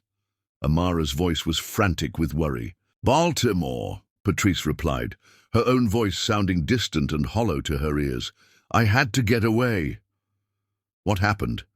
Steve's assistant called me looking for you. She said you'd disappeared, that Steve's been impossible to work with, that he's telling everyone the marriage is over. The words reopened wounds that had barely begun to scab over. It is over, Patrice whispered. He thinks I cheated on him. He believes Felicia over me. Felicia? That dried-up old bat who follows him around like a shadow? What does she have to do with anything? In halting sentences, Patrice explained everything. The mysterious photographer, the doctored photos, Steve's blind fury, and finally, the devastating fact that he had rejected their unborn children. That manipulative witch, Amara hissed when Patrice finished. She's always resented you, Patrice, always thought no woman was good enough for her precious Steve. But to go this far... It doesn't matter anymore, Patrice said dully. He made his choice. He chose to believe the worst of me without even giving me a chance to explain. Of course it matters. You need to fight this, Patrice. Go back to New York, confront that woman, make Steve see the truth. But Patrice had already made her decision. No, I can't go back. Not now. I need peace, safety. I need to focus on my babies. Babies, you're having twins. The shock in Amara's voice momentarily penetrated Patrice's grief. Yes, found out the day it all fell apart. I never got to tell him properly. He didn't believe me when I tried. Silence stretched between them, broken only by the sound of Amara's muffled sobs. Oh, Patrice, I'm so sorry. This is so wrong, all of it. What can I do? Tell me how to help. Don't tell anyone where I am, Patrice said firmly. Not even Steve, especially not Steve. I need time to figure out my next steps without his hatred following me here. But your life is in New York. Your career, your friends.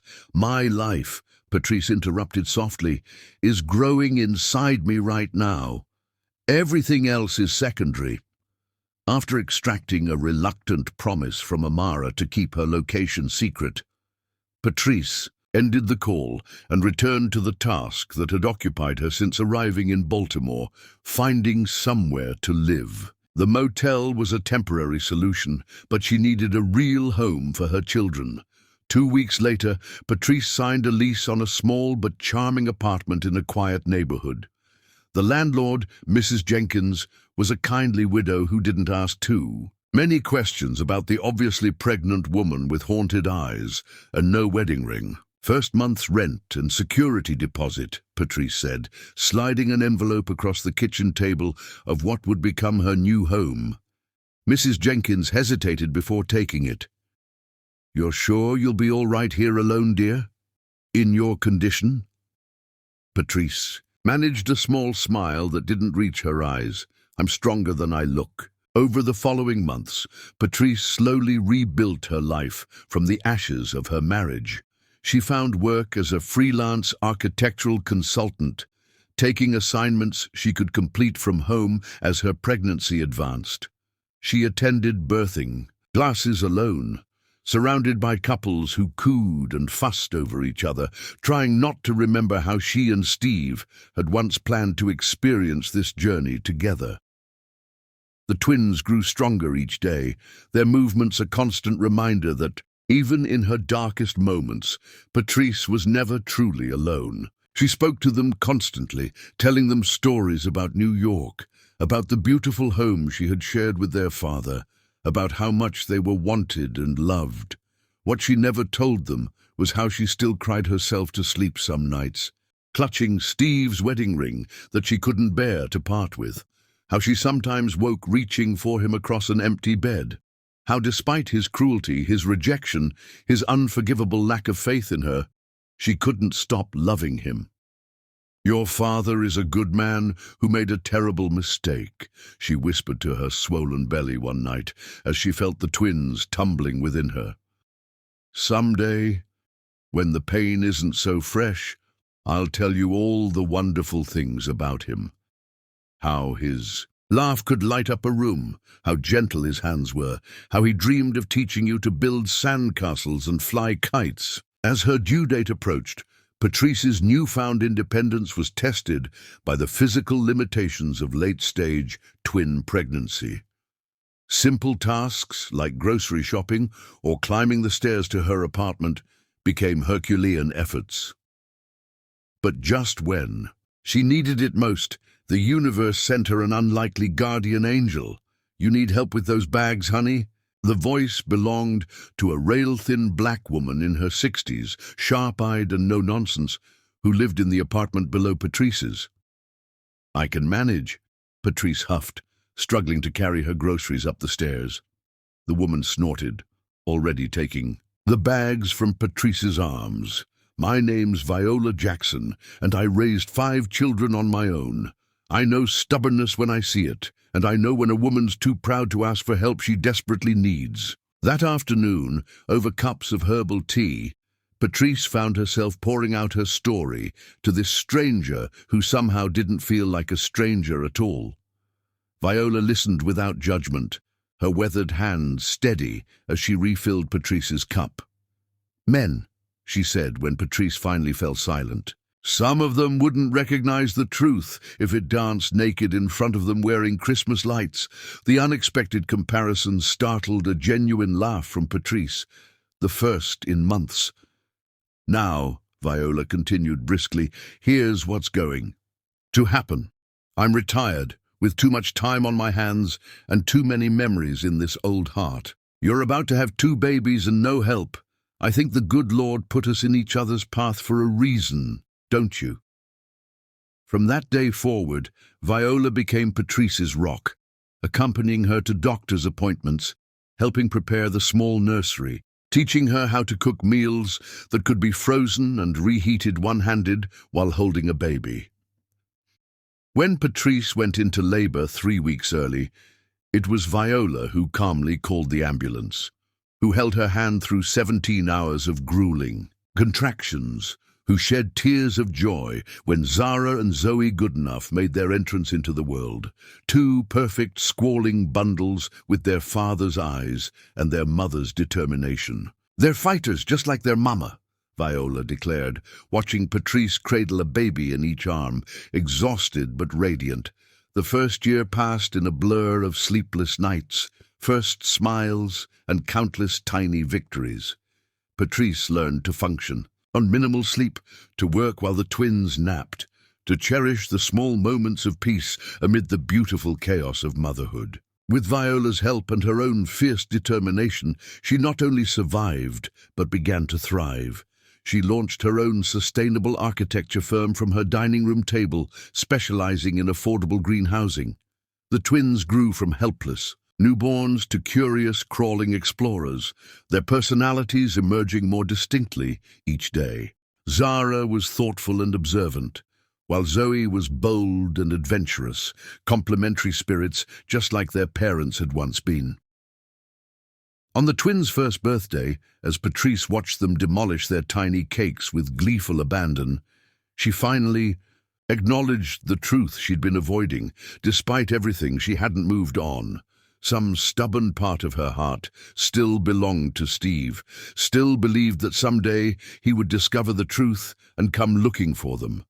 But as 1 year turned into 2, and then 3, that hope gradually faded. Steve made no attempt to find them, sent no child support, showed no interest in the children he had rejected before birth.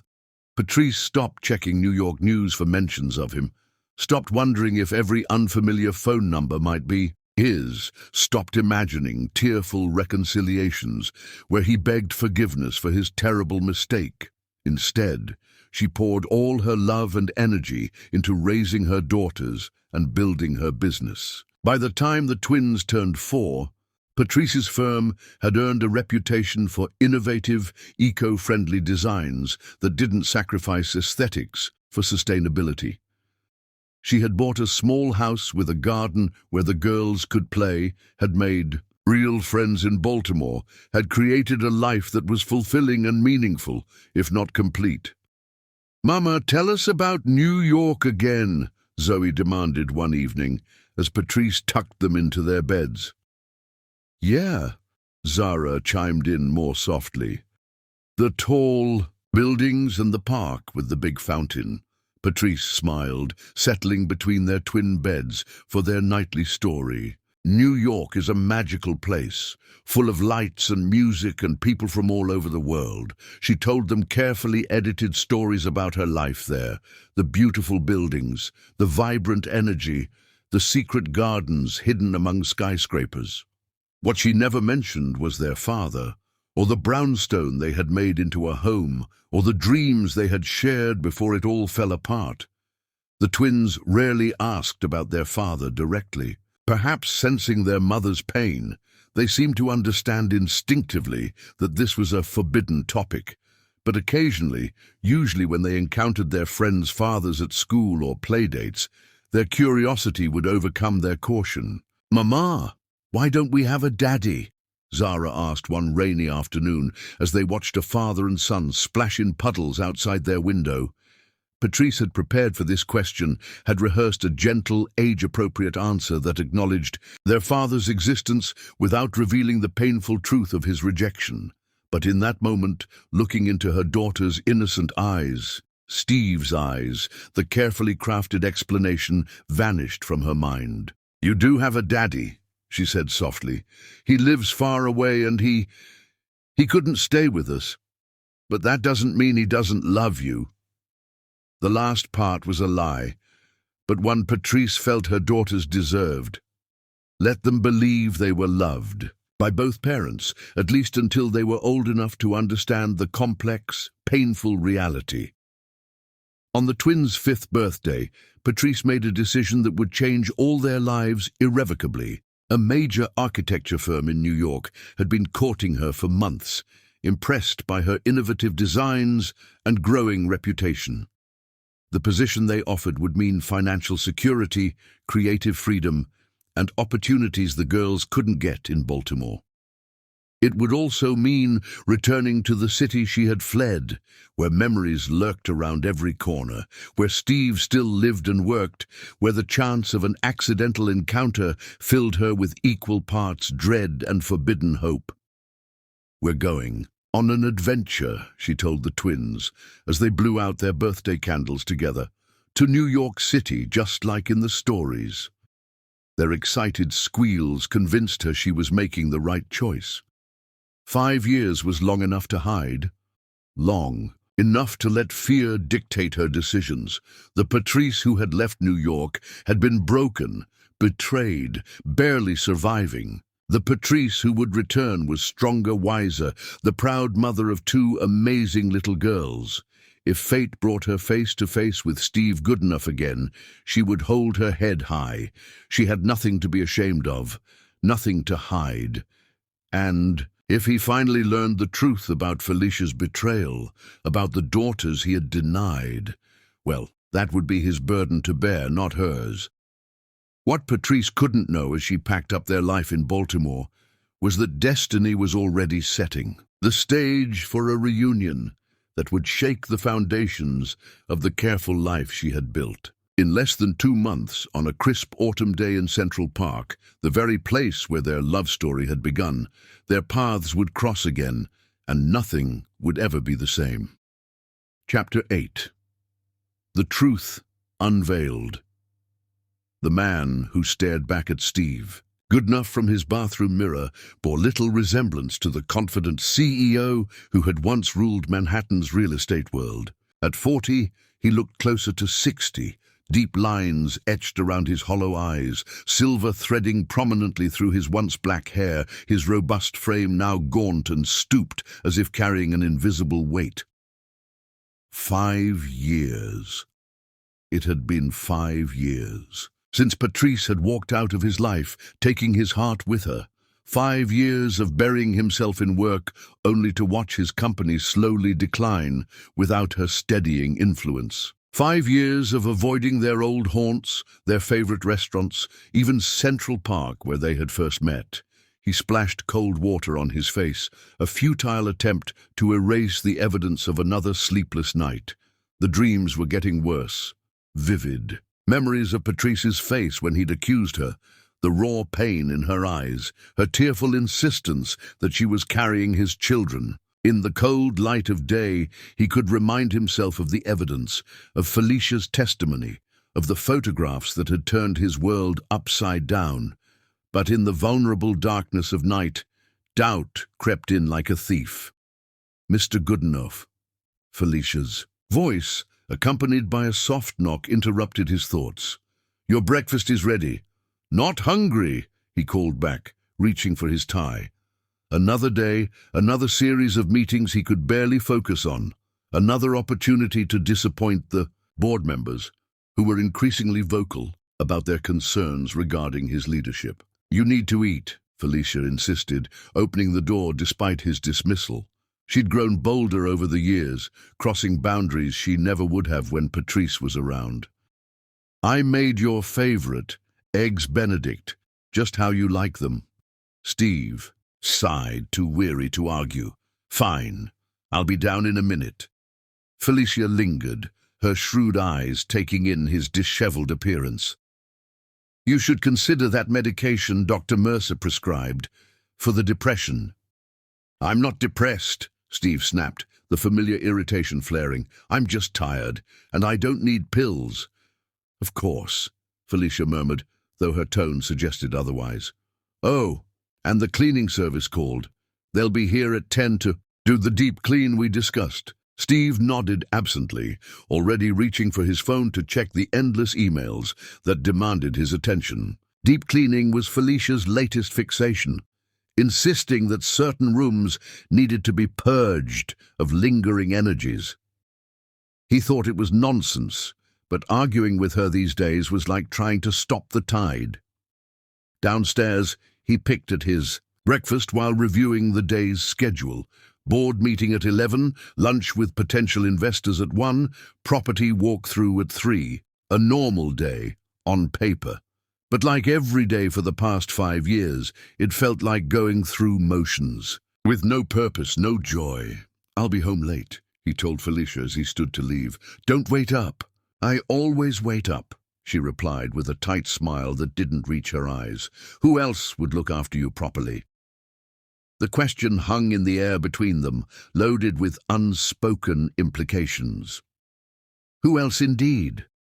The woman who should have been by his side had betrayed him in the worst possible way, or so he had believed with absolute certainty. Until recently, the seed of doubt had been planted 3 months ago, when he overheard 2 board members discussing Patrice's successful urban renewal project in Baltimore.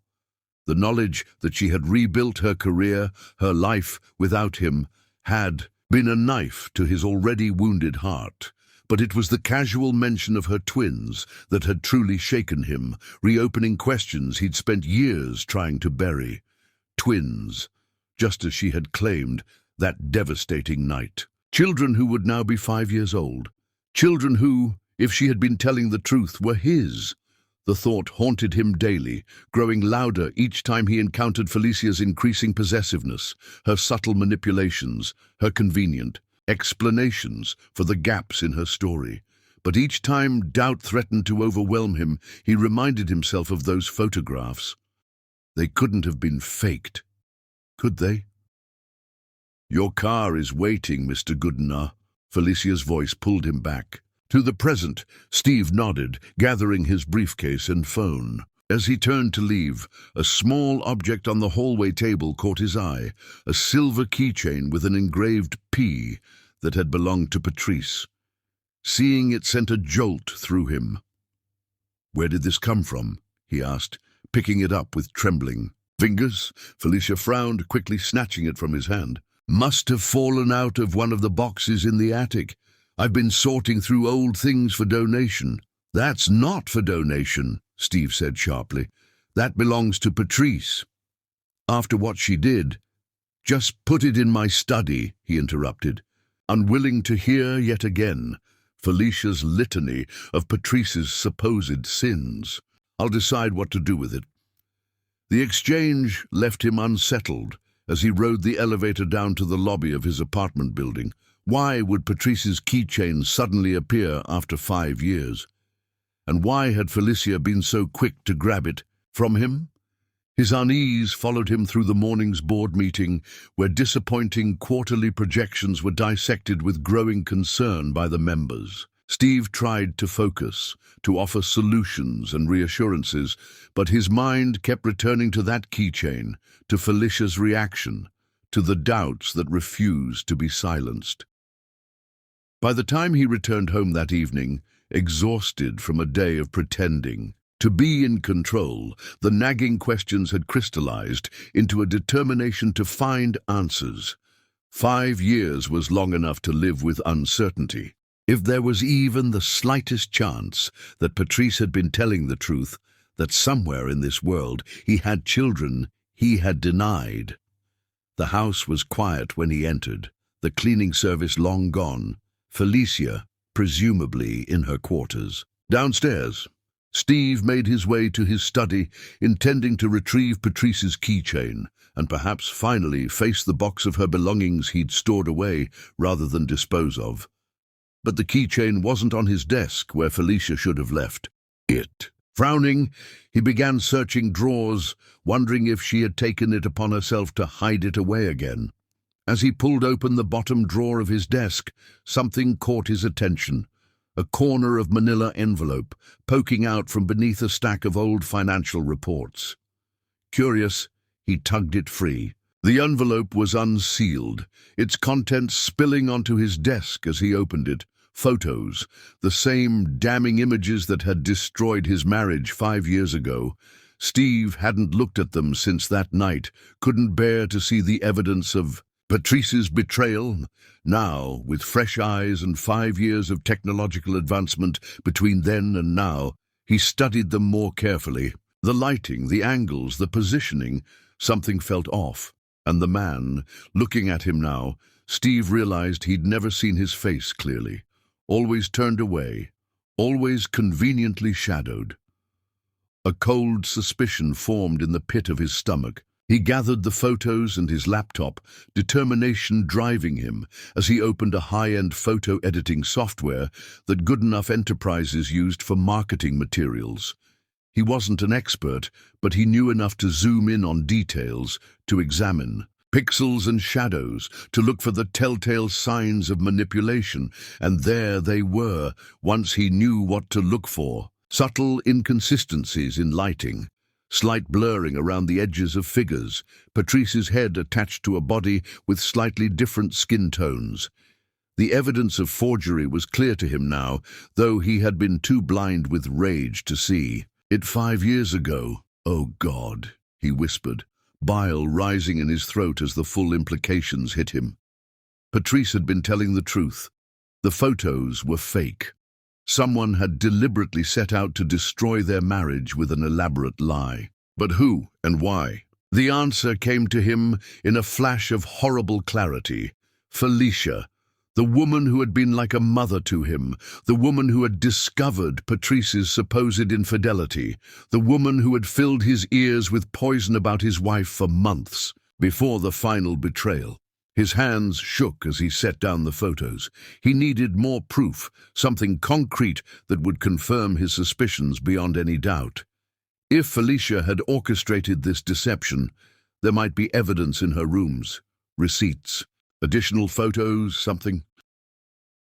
Steve made his way silently down to the basement level, where Felicia's private apartment was located within the brownstone. He knew she kept a second set of household keys, including one to a storage closet where Patrice's remaining possessions. had been boxed away after her departure. The door to Felicia's quarters was ajar, a strip of light indicating she was inside. Steve paused, listening. The shower was running. Perfect. She would be occupied for at least 15 minutes, giving him time to search. He slipped inside, immediately struck by how different Felicia's space was from the last time he'd visited. Years ago, photos of him covered the walls, not just recent images, but childhood photos, clippings from business magazines, even candid shots he hadn't known were taken. It was like walking into a shrine dedicated to Steve Goodenough, equal, parts touching and disturbing, but it was the collection of items on her dresser that froze the blood in his veins. Patrice's perfume, Patrice's favorite earrings, Patrice's grandmother's rosary, things that should have been in those boxes in storage, things Felicia had apparently been hoarding like trophies. His hand trembled as he picked up a small velvet pouch he recognized immediately. It had contained Patrice's engagement ring, the emerald surrounded by tiny diamonds that she had removed the night he threw her out. But when he upended the pouch, it was empty. The ring was gone.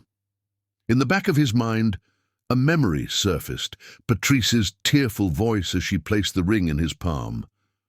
"When you remember who we are to each other, who I really am, I'll be waiting." He had tossed the ring into the pouch without looking at it, too blinded by rage to register her words. The sound of the shower shutting off jolted him back to the present. Steve quickly replaced the pouch and backed toward the door, but as he turned to leave, his elbow knocked against a small wooden box on a side table, sending it crashing to the floor. The contents scattered across the hardwood, more photos, but not the doctored kind. These were genuine snapshots of Patrice, clearly taken without her knowledge. Patrice entering their brownstone. Patrice shopping at the farmer's market. Patrice walking in Central Park. Dozens of them, spanning what appeared to be months before the fateful night of their separation. Felicia had been stalking his wife. "Mr. Goodenough?" Felicia's voice, sharp with alarm, came from the bathroom doorway. She stood there in a robe, her thin hair wrapped in a towel, eyes wide with shock at finding him in her quarters. "What are you doing in here?" Steve straightened. Slowly, the photos clutched in his hand, ice-cold fury replacing the initial shock of discovery. "What am I doing? I think the better question is, what have you done, Felicia?" Color drained from her face as her gaze dropped to the photos in his hand. For a moment she seemed poised to deny everything. Then her expression hardened, a transformation so complete it was as if a mask had been removed to reveal the true face beneath. "She wasn't right for you," Felicia said, her voice eerily calm. "She was changing you, pulling you away from the company, from your real purpose. From me. You destroyed my marriage," Steve said, each word weighted with 5 years of misdirected pain. "You made me believe Patrice had betrayed me, when all along it was you who betrayed us both." "I saved you," Felicia hissed, taking a step toward him. "That woman would have ruined you with her socialist housing projects and her environmental crusades. She never understood who you really are, what you were meant to be." "And who am I meant to be, Felicia?" Steve demanded, disgust rising like a tide. "A lonely, bitter man whose company is failing. A shell who can't even look at himself in the mirror anymore." "You're meant to be mine." The words exploded from her with such force that Steve actually stepped back. "I raised you after your mother died. I was there for every fever, every heartbreak, every triumph. Not her. Me. I deserve to be the most important woman in your life." The pathological jealousy in her voice chilled him to the bone. This woman, whom he had trusted implicitly, whom he had defended against Patrice's accusations, had orchestrated the destruction of his happiness out of some twisted possessiveness. "Where is she?" he asked, his voice dangerously quiet. "Where? Did Patrice go after she left?" Felicia's laugh was brittle and cold. "You think I kept track? I made sure she was gone. That's all that mattered. She's probably spread her legs for some other rich man by now. The crude insult to Patrice's character snapped the last thread of Steve's restraint. "Get out," he said, his voice shaking with rage. "Pack your things and get out of my house before I call the police and have you arrested for fraud, harassment, and God knows what other crimes you've committed." "You can't throw me out," Felicia gasped, genuine shock replacing her earlier defiance. "I'm the only one who's stood by you, the only one who truly loves you." "Love?" Steve echoed incredulously. "You don't know the meaning of the word. Love builds up, it doesn't destroy. Love accepts, it doesn't manipulate. What you feel isn't love, Felicia, it's obsession." "Please," she begged, suddenly pitiful as she realized the gravity of her situation. "Where will I go? What will I do? I've given my whole life to the Goodenough family." For a moment, Steve almost wavered, decades of care and loyalty weighing against the enormity of her betrayal. But then he thought of Patrice, alone and pregnant, cast out because of this woman's lies. He thought of the children, his children, growing up without their father because of Felicia's jealous machinations. "You have until morning," he said firmly. "I'll have a severance check ready, enough for you to start over somewhere far away from me. But if you're not gone by 9 a.m., I'll have security remove you and press charges for everything you've done." He turned to leave, but Felicia's desperate voice stopped him at the door. "She had twins," she blurted out. "Girls. I saw them in a magazine article about women architects breaking barriers. They look just like you." The confirmation of what he had already begun to suspect hit Steve like a physical blow. Twins, girls, his daughters, children he had denied, rejected before birth. The weight of his mistake threatened to bring him to his knees. "Their names," he managed, not turning around, afraid that if he looked at Felicia again, he might lose the tenuous grip on his self-control. "Do you know their names?" "Zara and Zoe," Felicia said quietly. "They're 5 years old now." 5 years. 5 years of first steps, first words, first days of school, all lost to him because of his own blind rage and this woman's manipulation. Without another word, Steve walked out, closing the door firmly behind him. In his study, he sank into his chair, overwhelmed by the magnitude of what he had discovered. The betrayal had come not from Patrice, but from Felicia. The woman he had loved, the children he had denied. They had been telling the truth all along, while he had chosen to believe a bitter, jealous lie. As the full moon rose over Manhattan, casting silver light through his study window, Steve Goodenough made a vow to himself and to the family he had lost. He would find Patrice and their daughters. He would beg forgiveness, though he knew he deserved none. And if by some miracle they gave him a second chance, he would spend the rest of his life making amends for the 5 years of love he had thrown away. What he couldn't know, as he began his desperate search, was that fate was already bringing Patrice back to New York, setting the stage for a reunion that would either heal the wounds of the past or tear them open afresh, beyond any hope of recovery. Chapter 9. Confrontation of hearts. The autumn leaves pirouetted in the crisp New York air as Steve stood frozen on the sidewalk, his heart hammering against his ribs. Across the street, a woman with familiar, graceful movements was helping 2 little girls into a yellow taxi. Even from this distance, he recognized the curve of her neck, the way she tilted her head slightly when she laughed. Patrice. His Patrice. "Wait!" The word tore from his throat, but it was too late. The taxi pulled away, carrying with it the 3 figures that had turned his world upside down in an instant. Those little girls, twins with bouncing curls and matching pink coats, couldn't be more than 5 years old. Their age aligned perfectly with when Patrice had left. A cold realization washed over him like winter rain. They were his daughters, daughters he never knew existed. For 2 months, Steve devoted every waking moment to finding them again.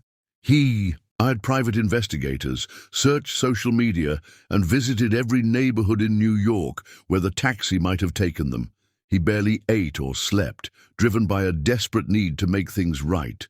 "Mr. Goodenough," his assistant said, one morning, hesitantly placing a folder on his desk. "The investigators found her." Steve's hands trembled as he opened the file.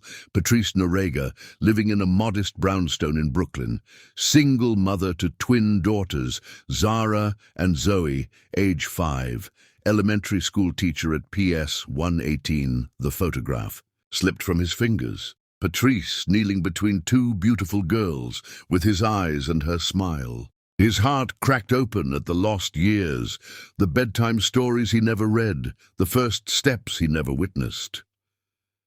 That afternoon, Steve waited outside the elementary school, his pulse racing when he spotted Patrice walking hand in hand with the twins. She was still breathtakingly beautiful, though her face had matured, showing new lines around her eyes, lines he should have witnessed forming day by day. "Patrice," he called softly as she approached. She stopped dead, her body tensing. As if struck, the twins looked up curiously at their mother's sudden stillness. "Mama," one of them asked, tugging at her coat. When Patrice finally turned to face him, the raw pain in her eyes nearly brought Steve to his knees. "What are you doing here?" Her voice was barely above a whisper, tight with suppressed emotion. "I know the truth," Steve said, taking a hesitant step forward. "About what really happened, about the maid's lies." Patrice instinctively pulled the twins closer to her sides. "It's 5 years too late, Steve." The girls were staring at him now, curiosity evident in their innocent faces. "Who is this man, Mama?" the one with a butterfly clip in her hair asked. Patrice's eyes never left Steve's face as she answered, "This is your father, Zoe, the man who left us before you were born." The words struck like physical blows. Steve fell to his knees on the sidewalk, uncaring of the curious onlookers or the dirt staining his expensive suit. "I didn't know," he whispered, tears streaming freely down his face. "I swear to God, Patrice, I didn't know you were pregnant. If I had, you would have what?" Patrice cut in, her voice suddenly hard. "Stayed out of obligation? We both know what you thought of me 5 years ago." "I was wrong," Steve pleaded. "So terribly wrong. The maid confessed everything. She set you up, showed me staged photos, and you believed them," Patrice finished for him, without question, without giving me a chance to explain. The twins were watching the exchange with wide eyes, clinging to their mother's hands.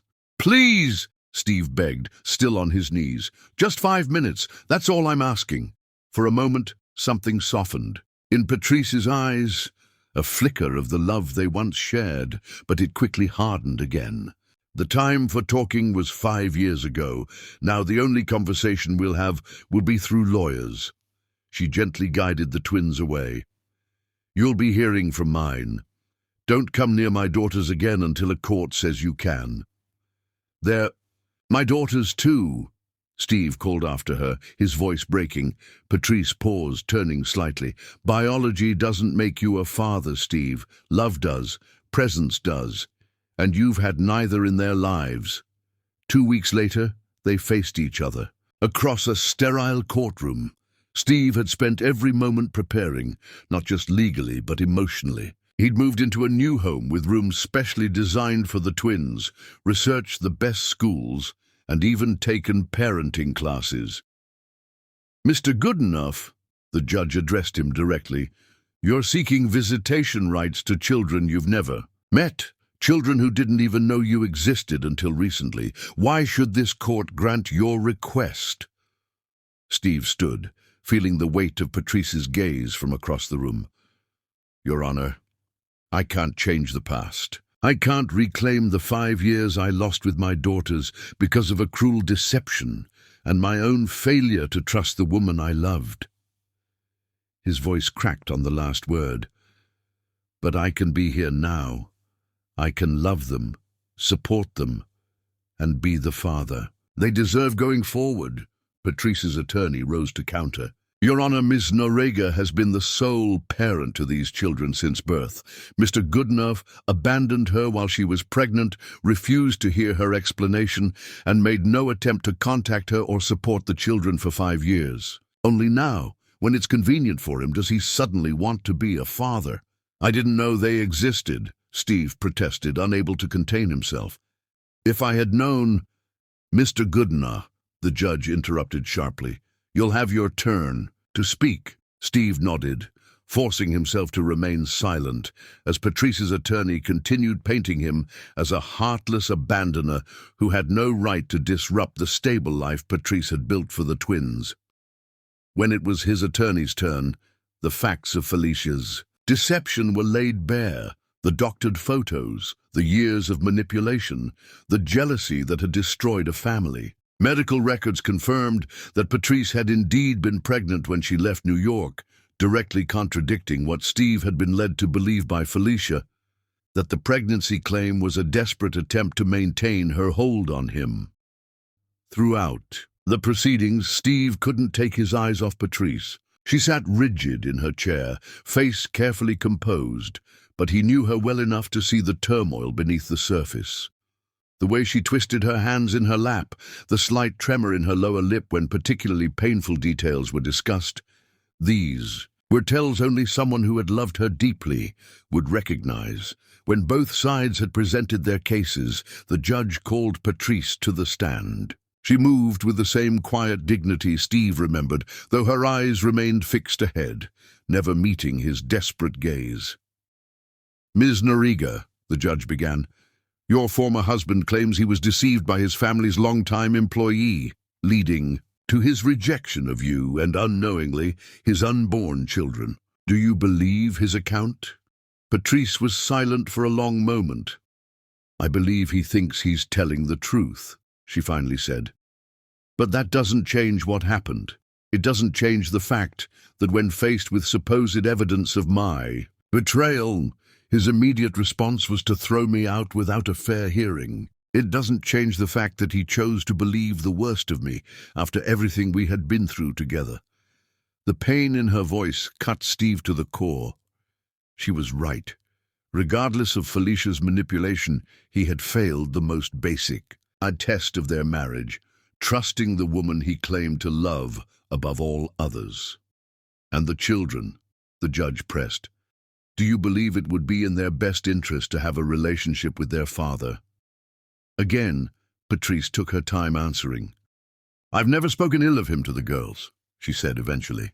I've tried to preserve the possibility that someday they might know him, but I'm afraid. Her voice faltered momentarily. I'm afraid of them being hurt if he decides once again that we're not worth fighting for. Steve couldn't stop the sound that escaped him then, something between a sob and a protest. Patrice glanced at him for the first time, and in that brief connection he saw not hatred but a wound so deep it might never fully heal. After Patrice stepped down, it was Steve's turn to testify.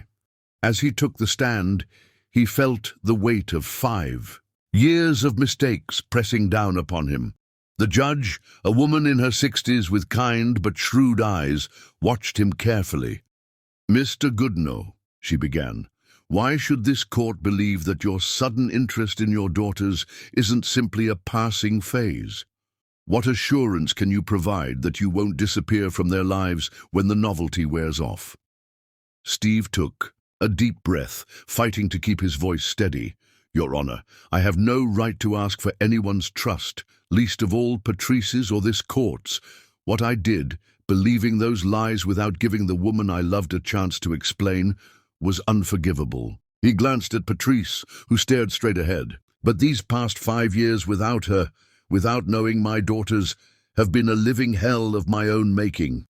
I'm not the same man who made that terrible mistake. I'm someone who understands now what truly matters. He paused, gathering his courage for the hardest part. I don't expect Patrice to forgive me. I'm not even asking for that. But I am asking, begging, For the chance to know my daughters, to be part of their lives in whatever way their mother deems appropriate. They deserve to know they have a father who loves them, even if he was too blind and foolish to be there from the beginning. The judge studied him for a long moment. And if Ms. Noriga refuses, if she believes it's in the children's best interest to maintain distance from you? Steve's hands clenched with emotion, but his voice remained steady.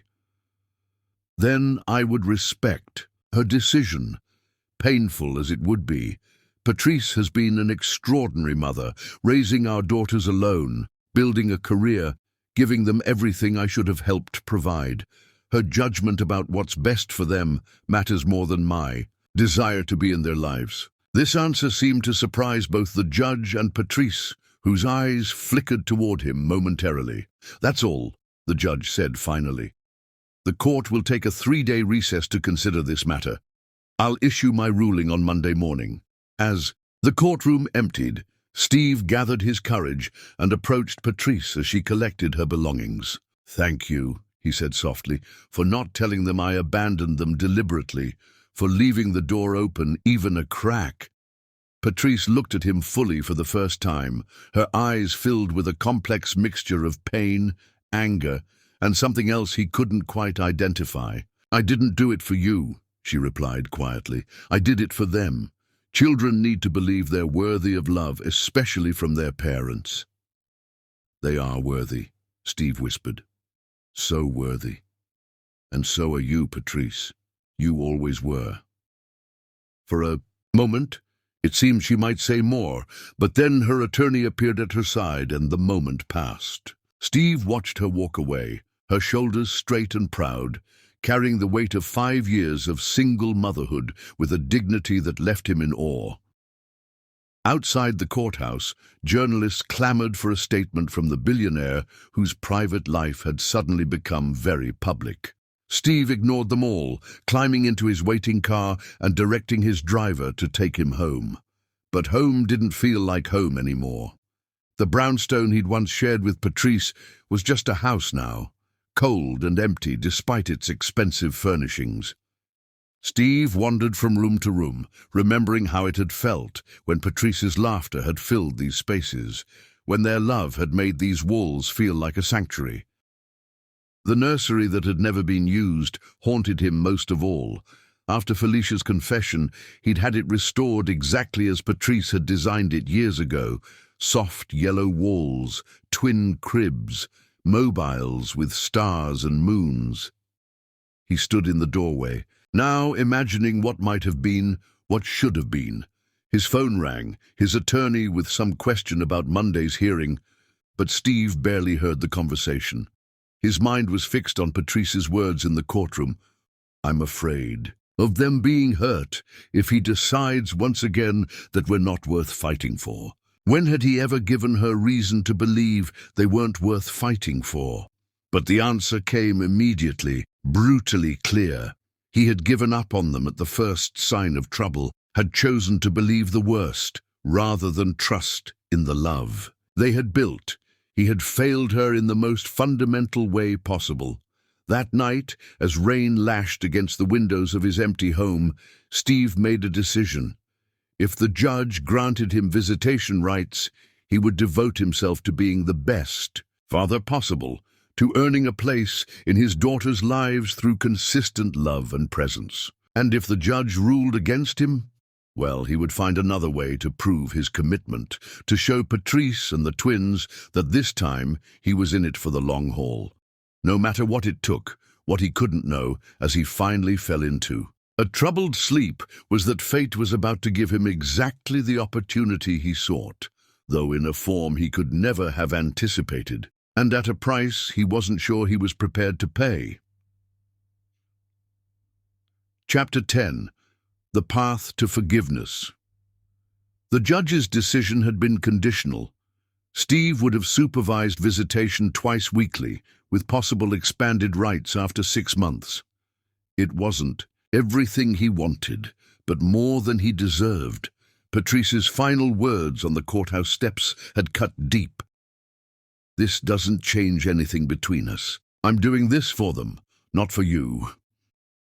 3 days later, Steve sat outside Patrice's Brooklyn brownstone, watching snow fall as evening settled. Tomorrow would be his first official visit with the twins, and anxiety knotted his stomach. He hadn't planned to come tonight, but something had drawn him here, a desperate need to be close to them. As he watched, Patrice emerged with the twins, all bundled in winter coats. Steve sank lower in his seat as Zara and Zoe skipped ahead, trying to catch snowflakes while Patrice laughed. They headed to the neighborhood park, and Steve followed at a distance. At the park, Steve watched from behind an oak tree as his daughters played on the swings. He was so absorbed that he didn't notice the approaching stranger until the man was almost upon Patrice's bench, a figure in a dark hoodie who grabbed her purse. Without hesitation, Steve intercepted the thief before he could escape. They struggled briefly before the would-be thief released the purse and fled. "Steve," Patrice's voice mixed confusion and suspicion. "What are you doing here?" Before he could respond, the twins approached. "Did you catch a bad guy?" Zoe asked. "Are you really our dad?" Zara added quietly. Steve knelt to their level. "Yes, to both questions. My name is Steve Goodenough, and I'm your father." "That was brave," Zoe declared. "It was," Patrice agreed reluctantly. "But you still haven't explained why you were following us." "I'm sorry," he said simply. "I was nervous about tomorrow. I just wanted to see you all." Something in his vulnerability seemed to soften Patrice's expression. The twins asked if he could come home with them, but Patrice declined, reminding them he would visit tomorrow as planned. "I'll walk you home," he offered, and after a moment's hesitation, she nodded. As they walked through the snow, Steve said quietly, "They're incredible. You've done an amazing job with them." "I didn't have much choice," she replied matter-of-factly. "I know," Steve said, "and I'm sorry for that, sorrier than I can ever express." At her doorstep, Patrice said, "I want to believe you mean that. For their sake, I want to believe you won't disappear from their lives again." "I won't," Steve vowed. "I'll spend the rest of my life proving that to you, to them." Something flickered in her expression, not forgiveness, but perhaps possibility. That night marked a new pattern. Each evening, Steve parked outside the brownstone, not to intrude, but to guard his family. The official visits went well, as he learned that Zoe loved dinosaurs while Zara was a budding artist. He never missed an appointment, arriving early with thoughtful gifts that showed he was paying attention to their interests. Patrice remained politely distant until one brutal January night when she discovered him half-frozen in his car during a blizzard. "Are you crazy?" she demanded. "How long have you been doing this, coming here at night?" "Since the court hearing," he confessed. "Every night." Something shifted in her expression. "Get out of the car. You're coming inside before you freeze to death." Inside, while the twins slept, Patrice made tea and asked why he kept his vigil. "I missed so much," Steve said. 5 years of protecting them. I can't get those years back. "But I can be here now." "That's not normal," Patrice said. "It's obsessive." "It's all I have," he replied softly. They sat in silence before Patrice offered the couch for the night. "The girls will be up early," she warned. Steve woke to the twins' delighted squeals. "Daddy's here," Zoe announced, while Zara asked practically why he was sleeping on their couch. After Patrice invited him to stay for breakfast, the snow day turned into an unexpected family moment. They built a snowman in the backyard, and Steve witnessed the thoughtful way Patrice was raising their daughters. For 3 nights after the snowstorm, Steve continued his vigil, until a note appeared under his wiper. "This has to stop. Please, respect our boundaries." The rejection stung, but he understood. Yet when another fierce storm hit, bringing dangerously low temperatures, Steve couldn't stay away. He compromised by parking a block away, telling himself he would only stay briefly. He woke in a hospital, surrounded by medical equipment. "You're Ex-wife has been notified. She's been here all night, the doctor said. You idiot, Patrice said when she saw he was awake. Your heart stopped twice in the ambulance. I'm sorry, he whispered. Didn't mean to scare you. Your emergency contact in your phone is still me, Patrice said quietly. After all this time. Never changed it, Steve admitted. Never wanted to. When he woke again, Patrice was still there. When the hospital called, when they said you might not make it, I couldn't bear the thought of you being alone. I would die for you and the girls without hesitation, Steve said simply. Living without you these past 5 years has been the real death. You can't say things like that, Patrice said, tears filling her eyes. I know I have no right to your forgiveness, he continued. I'll spend the rest of my days regretting those choices. When I found out I was pregnant, Patrice said suddenly, I was the happiest I'd ever been. And when the doctor said it was twins, I thought my heart would burst. All I could think about was telling you. I wish I could go back, Steve whispered. I wish I could be the man who would have celebrated the miracle of our children. For a long time, I hated you, Patrice confessed. But watching the girls grow, seeing your smile in Zoe's laugh, your determination in Zara's brow, I couldn't hate the man who gave me my daughters. She stood, moving to the window. I'm not saying I forgive you. I'm not saying we can ever be what we were before. I understand, Steve said. But, Patrice continued, maybe we could try to build something new, for the girls' sake, and perhaps eventually for our own. She reached out and took his hand. We'll take it slowly, one day at a time. One day at a time, Steve agreed, his heart full. It wasn't forgiveness, not yet, but it was a beginning. 20 years later, the sun streamed through the windows of the Goodenough Enterprises boardroom as Zara and Zoe stood at the head of the table. As co-CEOs, Zara announced, we're proud to share that Goodenough Green has secured funding for expansion into 10 more cities. From his seat, Steve watched with pride, his hand finding Patrice's beside him. At 60, he had handed over the company to the twins on their 25th birthday. Patrice squeezed his hand, her emerald wedding ring catching the light. Their journey back to each other had not been easy, but 5 years after Steve's hospitalization, they had remarried in a small ceremony with 12-year-old Zara and Zoe as their only attendants. Later, on the rooftop garden, Steve asked, Do you ever regret it, giving me a second chance?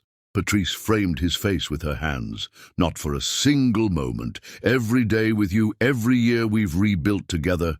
It's been worth it. As they embraced, the twins emerged onto the rooftop, exchanging knowing smiles at the sight of their parents.